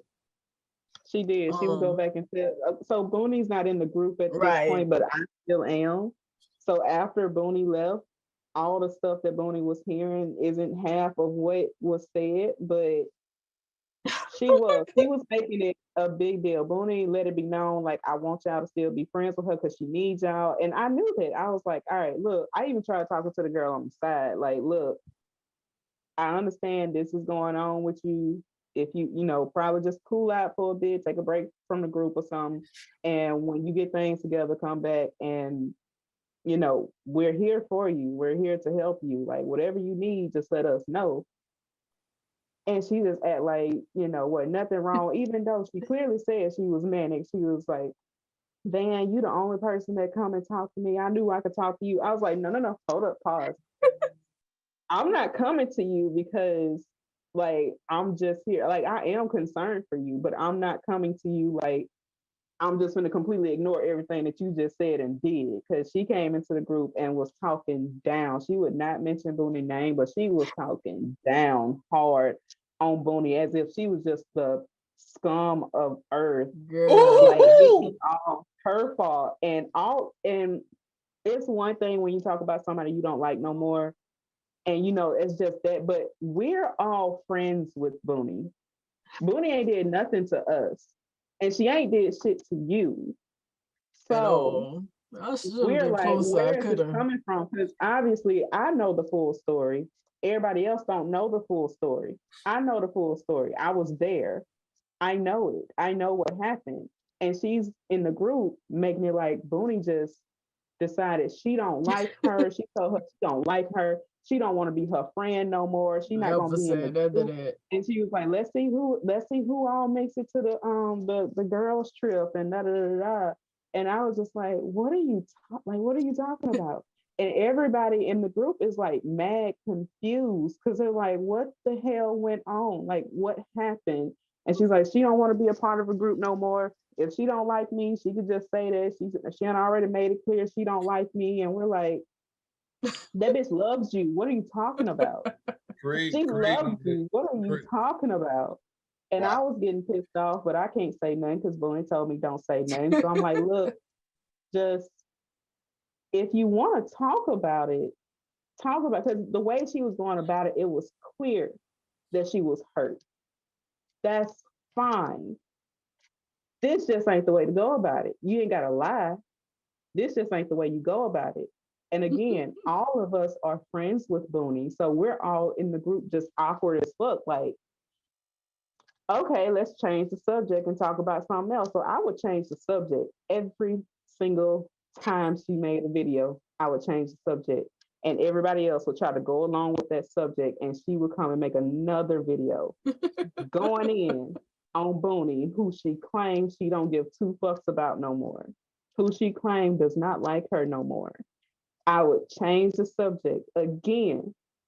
And then I started getting side messages from everybody in the group like, what's going on?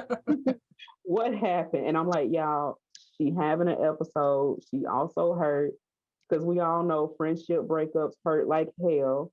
She's hurt. She's manic. She's going through it. Y'all just deal with it the best way you can. And we gonna get through this. And they like, all right, cool. Go back to the group. We're trying to act like ain't nothing happened. She keep bringing this child up. And finally, everybody else was like, look, if you want to talk about it, talk about it. Like, it's okay. That's what the group is for. We're here to talk about it. And she's like, no, I don't want to. I'm not doing that. I don't care. And we're like, you obviously care. You obviously care. You care.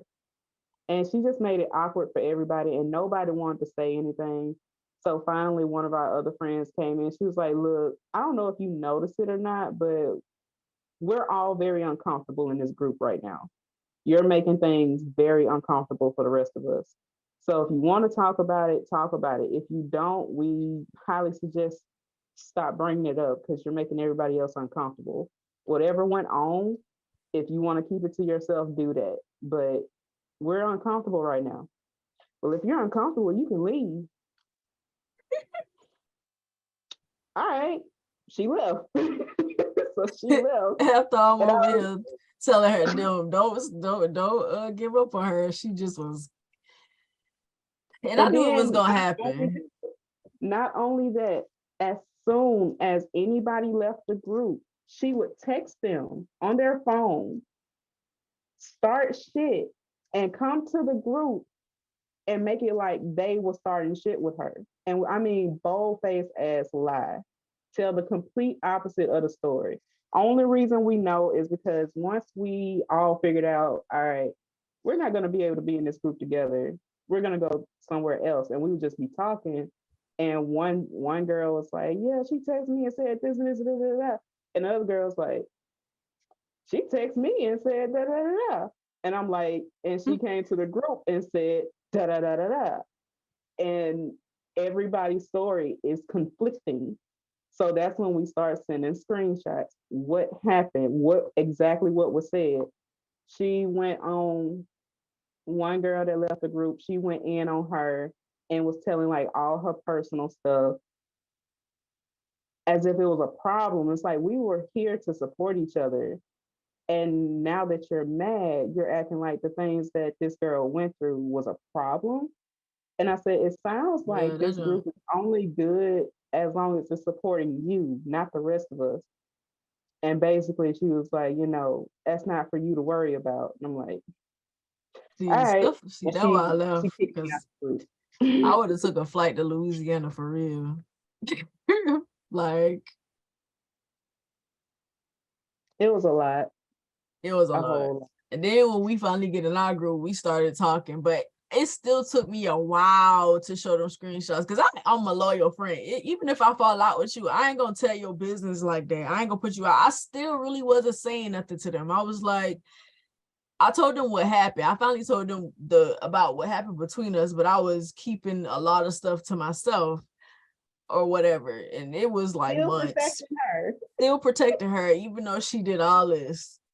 And I was like, and it ain't even really protecting. Like, I'm one of those people, if I was friends with you, I'm not gonna put your business out like that. Even if you had beef with me and certain things were said, I'm not gonna because I felt like if I did that, I was turning them against her, and I didn't want to do that.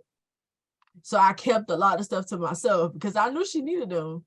I knew she was gonna run everybody away. I knew all of that was gonna happen. That's why I kept saying, that's why I kept telling them, just be patient with her. She needs y'all. She going through this. And it was like, I'm sorry, I can't do it. I look, I can't do everybody it. else actually left. I didn't leave. I was kicked out.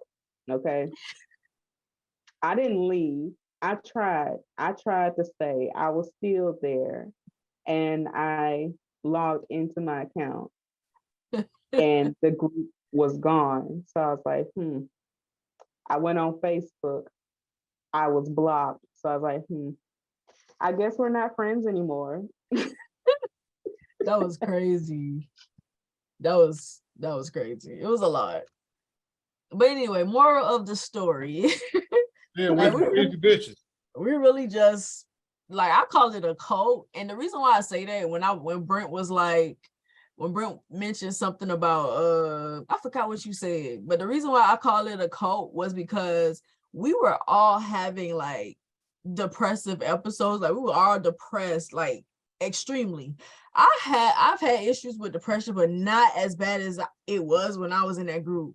And I was like, I really and truly feel like we were all taking on her emotions, her feelings, her depression, all the stuff she was going through. Because as soon as I got out of there, like, my life just.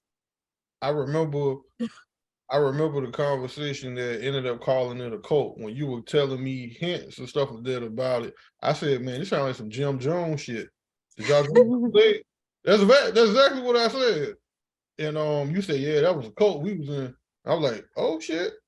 but then it makes sense. The reason why I'm saying it makes sense is because I remember you asked me, why did me and my ex-girlfriend at the time left the group? And I told you, I was like, that girl dominating everything that was going on within the like she was just taking over, Yeah, well, she was very much all eyes on me. yeah. So I told you, I was like, why the hell am I gonna stand for some shit like this? Because I'm not gonna sit back. Like, the one thing about me, like, yeah, to all the viewers, me and Boonie may have our little tit for tats here and there and stuff. Mainly that because of me. But I'm not gonna sit back and have no full blown power struggle with no woman, because I'm gonna look at you, shake my head, and walk off. And I just left the group before it became what that issue right there was. Oh, it wasn't gonna happen in that group, and if it was, she wasn't gonna do that in that group. Nah, you had OGs in that group. Right? You had the OGs in that group. She wasn't gonna No, do Boonie, when she contacted one of the other girls and told her to remove herself from the group because she feel like she invading her that. personal space. Yeah, because she knew what happened, because she was a third party to what really happened, and she didn't want her to be in there because she knew the truth. And then Mhm. she really was trying to turn them against me. Like, I forgot, was that you that said that? I was like, she wanted y'all to not like me. And Van was like, I don't think that's what it. I'm like, nah, she want y'all, because it would justify how she felt. It would validate her feelings if y'all didn't like me. But because y'all still had this loyalty to me, it rubbed her the wrong way, because it's like, now, like, I lost this person that was always there for me. I pushed her away, and I really believe that she knew that it was gonna happen. All of that was gonna happen. Like, y'all was eventually gonna leave and everything.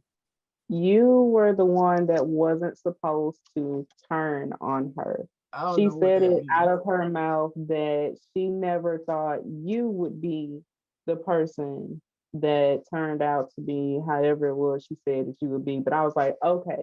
So she real life hurt right now because nothing I would have said mattered.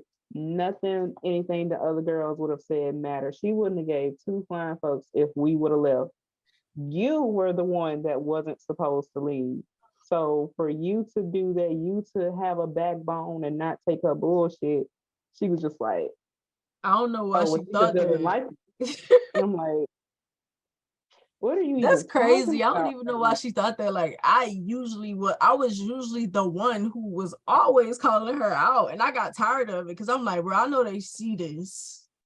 But see, what also alarms me, like, and this might piss off a couple of the viewers and stuff. Them the type of people right there, kill your ass. I would have beat her up. Nah, I'm talking. No, I ain't talking about like physically fight, but I'm just talking No, about I'm just saying. just like they just hone on you and become so obsessed with, you know what I mean? Look at, like, if I can't have you, nobody can type mentality. That was kind of how she was And you acting. know I was what? like, I think bro. that does fit the bill because remember she would tell us a lot of stuff about other people just for us to find out it was her. It was almost like a confession, but just putting somebody else in her place. Mm. And she would be like, "This person is just obsessed with this person." It's like it was you. It was you that was obsessed. Yeah, that motherfucker Yeah, psycho. she did, because, like I said, I've known her longer, but at the same time, me and her, like, we wasn't, when we got in that group, our friendship was consistent. Before that, like, she would call me. We had each other's number. She would call me and certain things like that, but we wasn't talking every day. So I don't get how, if that was the case, I don't get how. In her head, it was you. Like you were the best thing that happened to her at that time, and you weren't supposed to go anywhere. Oh yeah, my time was up, because I couldn't fight you. Now, if I would have been able to fight her, I probably would have been like, okay, we could be friends. I needed to get that energy. I needed to get, bruh, I needed to get that energy out of me, and I couldn't. So I left. Damn, that I was a feel good like she story was trying time. to Shit. force her energy on us because there were quite a few times I've talked to her like full on crying in my depression stage. And she's just, taking it in, talking to me and stuff like that. But like you said, I had never, like, y'all came at a perfect time because y'all did help me when I was at my absolute lowest. But a lot of the times that I did do like my full blown crying was around her. And as soon as we was out the group, I haven't had that feeling since. Like That's what I ever. said. I was like, it was her. Like a lot of, like, yeah, we were depressed, we were going through stuff, but most of what we was feeling came from her. Because it just got worse. It got so much worse than what it would have been. After I left that group, look at all the stuff that I've done since I left.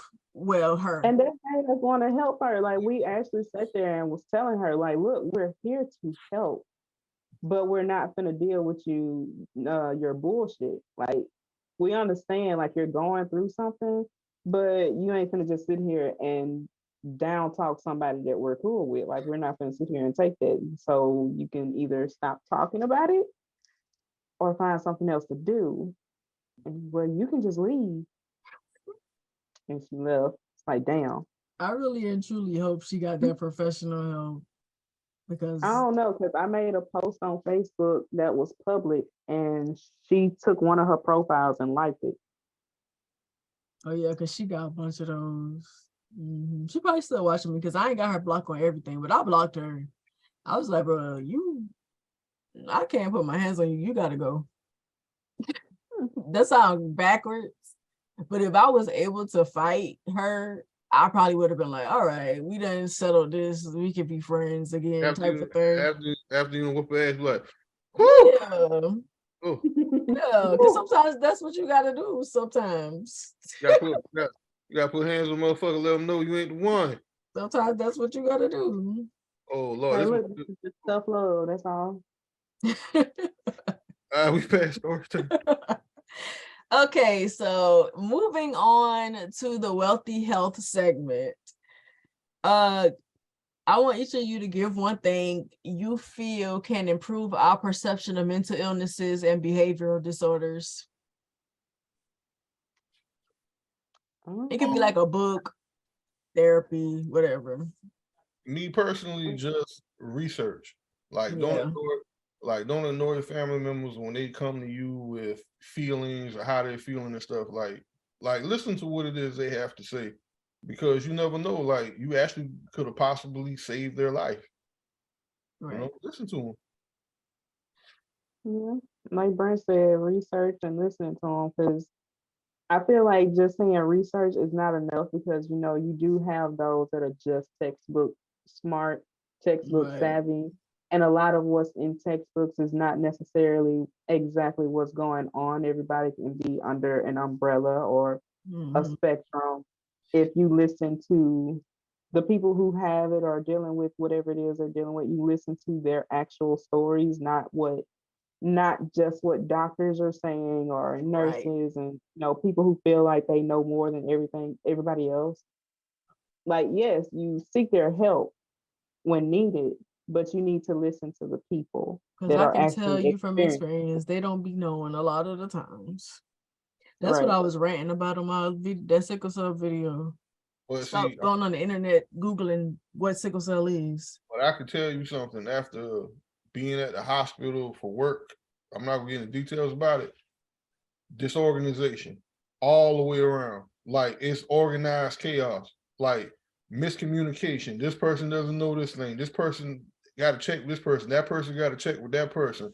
When it comes to your overall mental health, the only person who you can rely on is yourself. Right. And then you need to build you a community. I feel that's what I feel like we should do. Build communities. If you have family members that you try to talk to and they don't listen, find friends, find people who also are working on themselves and who also may be going through the same thing you're going through, or somebody who's not, but they're willing to have a safe space for you. But at the same time, you have to realize that when somebody cares about you, it's going to affect them, that you're going through things. So you have to, whenever you need to talk, make sure you ask them first if they are in the headspace to listen to whatever it is that you got to talk about, because sometimes they might not be, and they might be like me and leave. And more importantly and stuff, there's nothing wrong with screening people so y'all can avoid the shit that you went Oh through. no, like the screen that wouldn't have done nothing. You right. Damn. There are some people out there who are professionals at this junk. They've been doing it their whole life. They professionals. If you can get by me, which I ain't gonna say bye, because I was always calling out a lot of the things that she did, but at the same time, I was still gonna be a friend. That's my friend. I can have disagreements with you. I cannot like things that you say, for instance, and I'm gonna call you out. You might get on my nerve, but that don't mean I ain't gonna talk to you ever. Because if I go by the screening, you might be in a little bit of trouble. It was Hold on, hold on, You stop. I got to interject on this one. I've been doing good. Lately, yeah, but you know what I'm saying. I've been doing good. Yeah, but yeah, still like he said, screen people. But there are some people that gonna get by. They are like they get by the best of us. I'm gonna say it like this: if they're telling you how all their past, that should have been a red flag.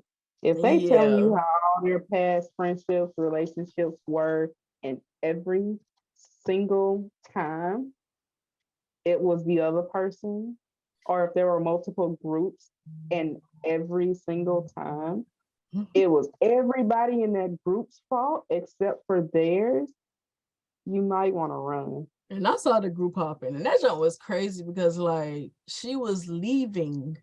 You created it, leaving people in it, and then all of the responsibility follow me. That's why that other group, that little music thing, I was not active in that because I was not that wasn't gonna happen to me a second time.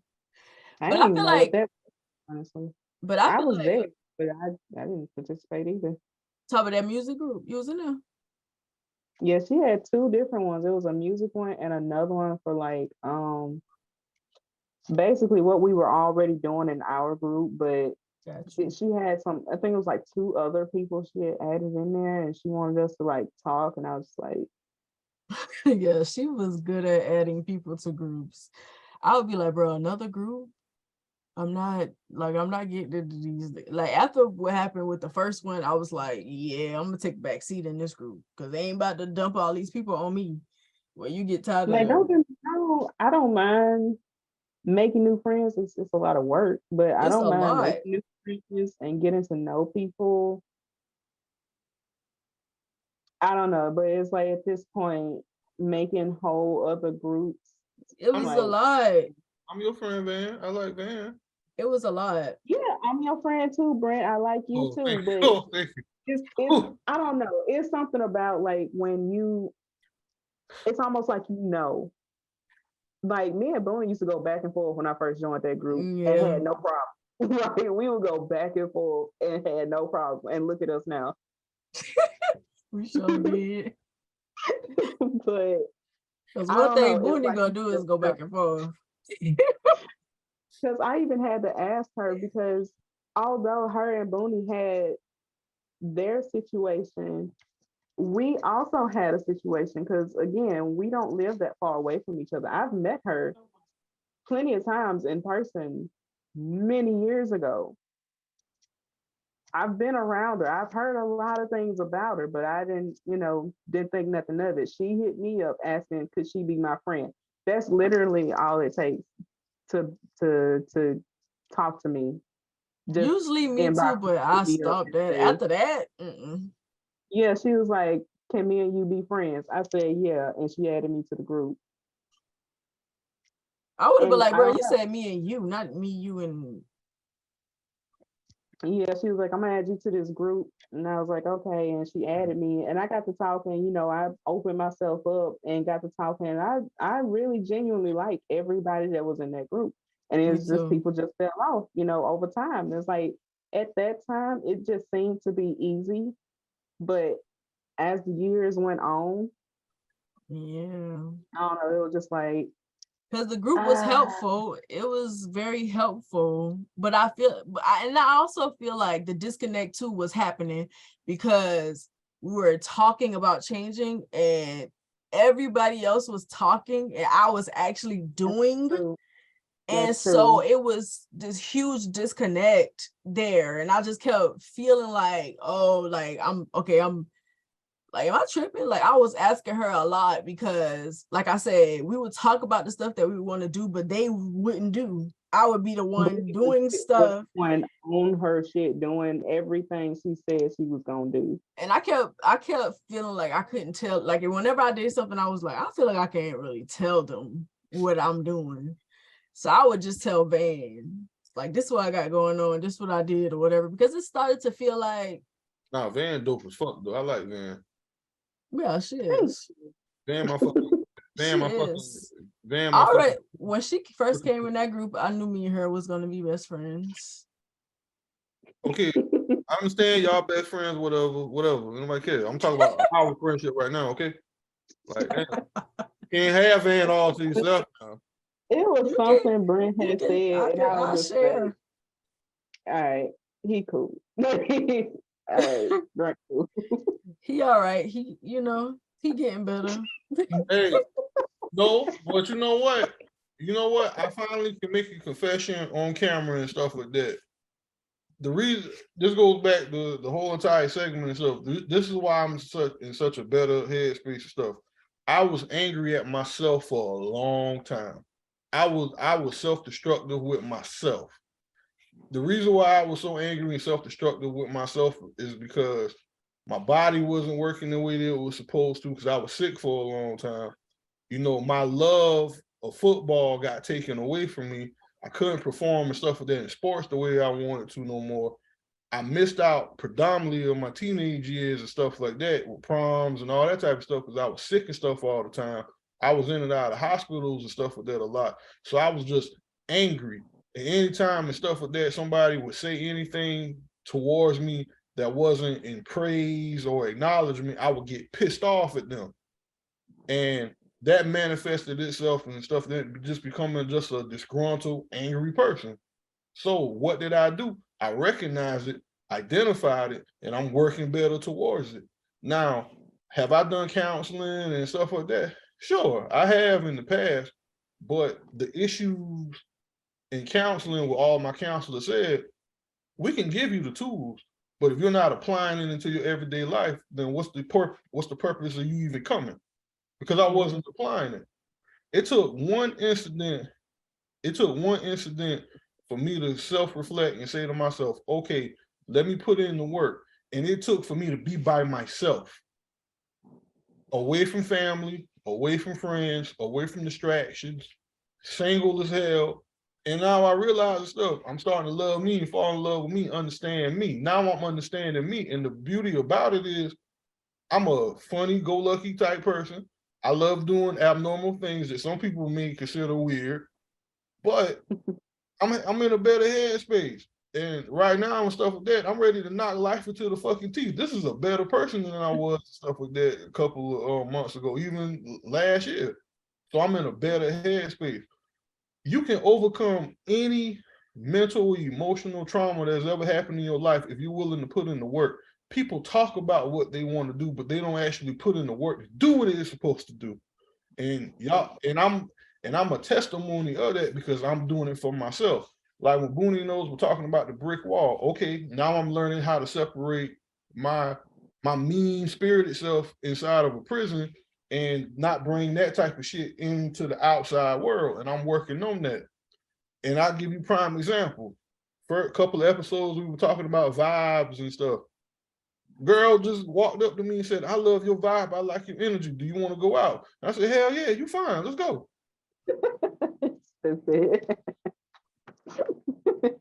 And we had a great time, went a little brunch date and everything like that. It escalated into some other things. But we both acknowledge that this is going too fast. Brent, what I told you. I'm sorry, I thought I was muted. What I told you, Brent. Well, what happened? That you wouldn't single. No. I'm single. No, I'm single. No, I'm single. I don't have a girl. Why you sitting right here? You single? No, I'm serious. I don't have anybody. But I was honest, I was respectful, and I kept it pushing. But I'm just enjoying life right now. And ain't nothing wrong with that. Enjoying life and stuff like that. And the one thing is I'm healing. I'm processing everything that ever happened to me. But I learned now not to push my bullshit on the other people. That's why I'm becoming better. And that's the end of it. Good for you, Brent. I'm proud of you. I'm proud too, but at the same time, I'm Oh, still watching. I'm still You watching. just gotta show it. You gotta show it. We're proud. We're very proud that you are making progress. But we would thank you, like to Van. see I'm Thank you. proud too. I'm proud too. Hush, hush, hush, hush, hush, We hush, are hush, hush. proud, but we want to see it. Like, it's Exactly. awesome to say it. We're glad you're progressing, but we would like to see consistency with it. Oh, you definitely gonna see consistency with it. Because when I first came on the camera stuff with Boonie, I just been laughing and, but hey, Boonie, what's up, Boonie? I wasn't, what fuck you want, Boonie? It wasn't none of that. You But right.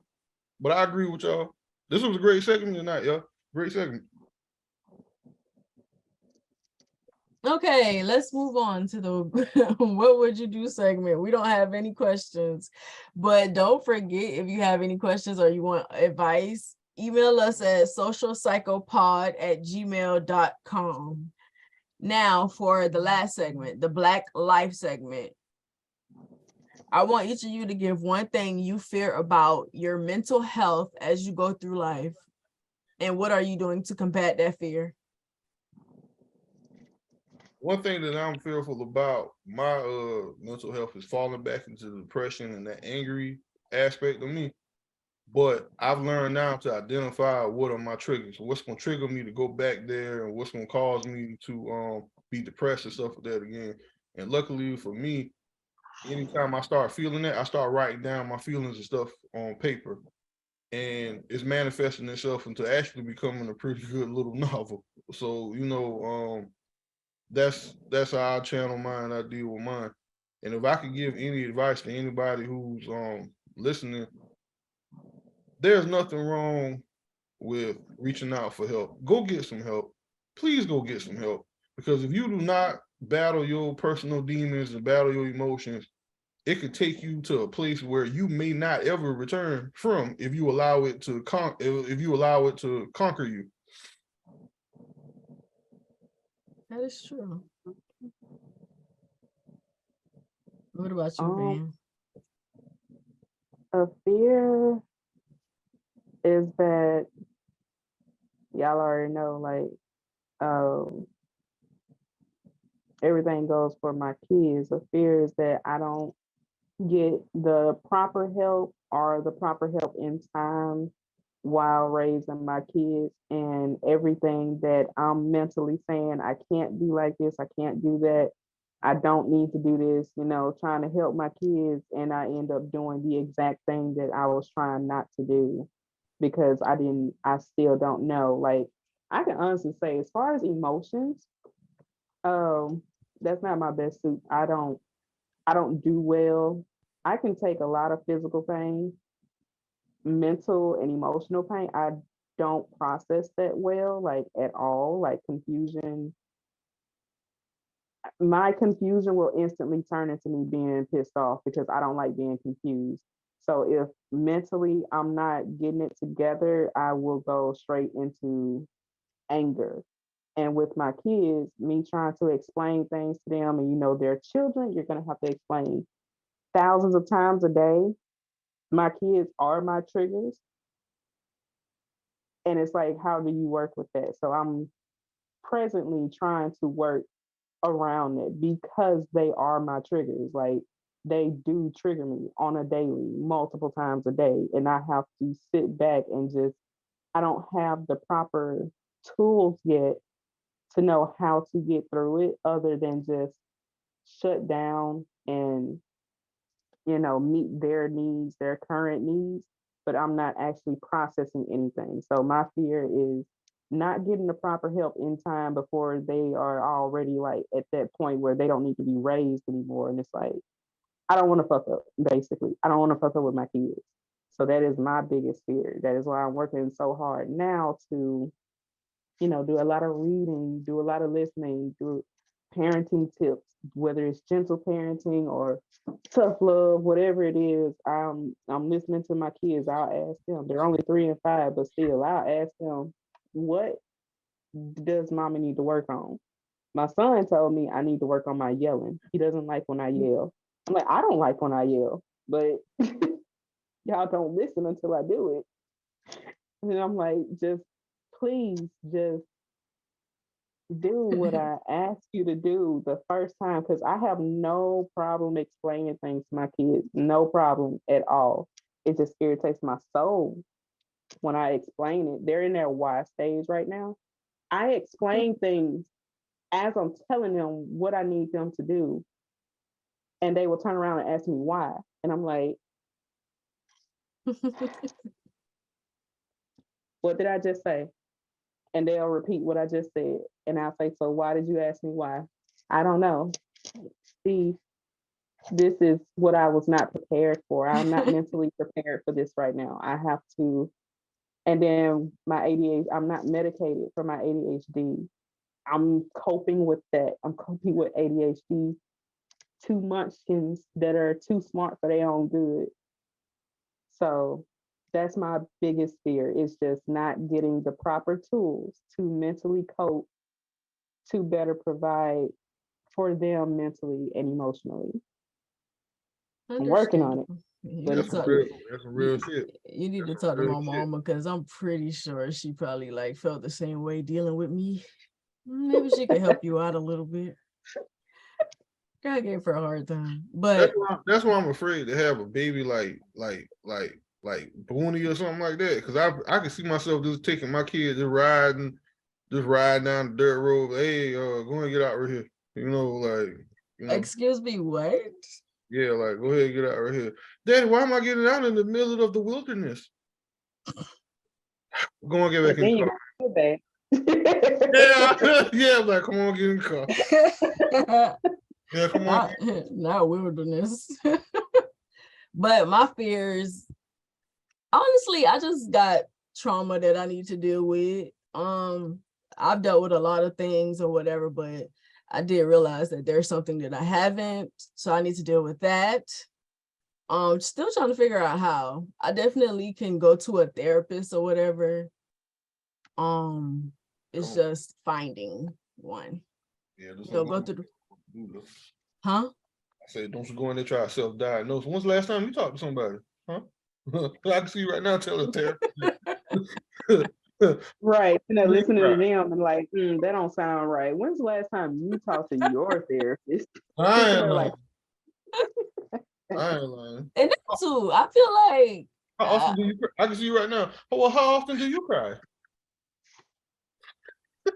that too. I oh, kind for of the viewers, if y'all are looking for some therapists or psychiatrists, now I don't know exactly how many people they have on there, but you can check out Well 360, or was it Well 360 Health, something along those lines. They, I won't say affordable because I don't know everybody's pockets, but you can check them out. That's where I got my black therapist from, and I'm guessing she's pretty good because she stays fucking booked. But you can find some therapists and psychiatrists and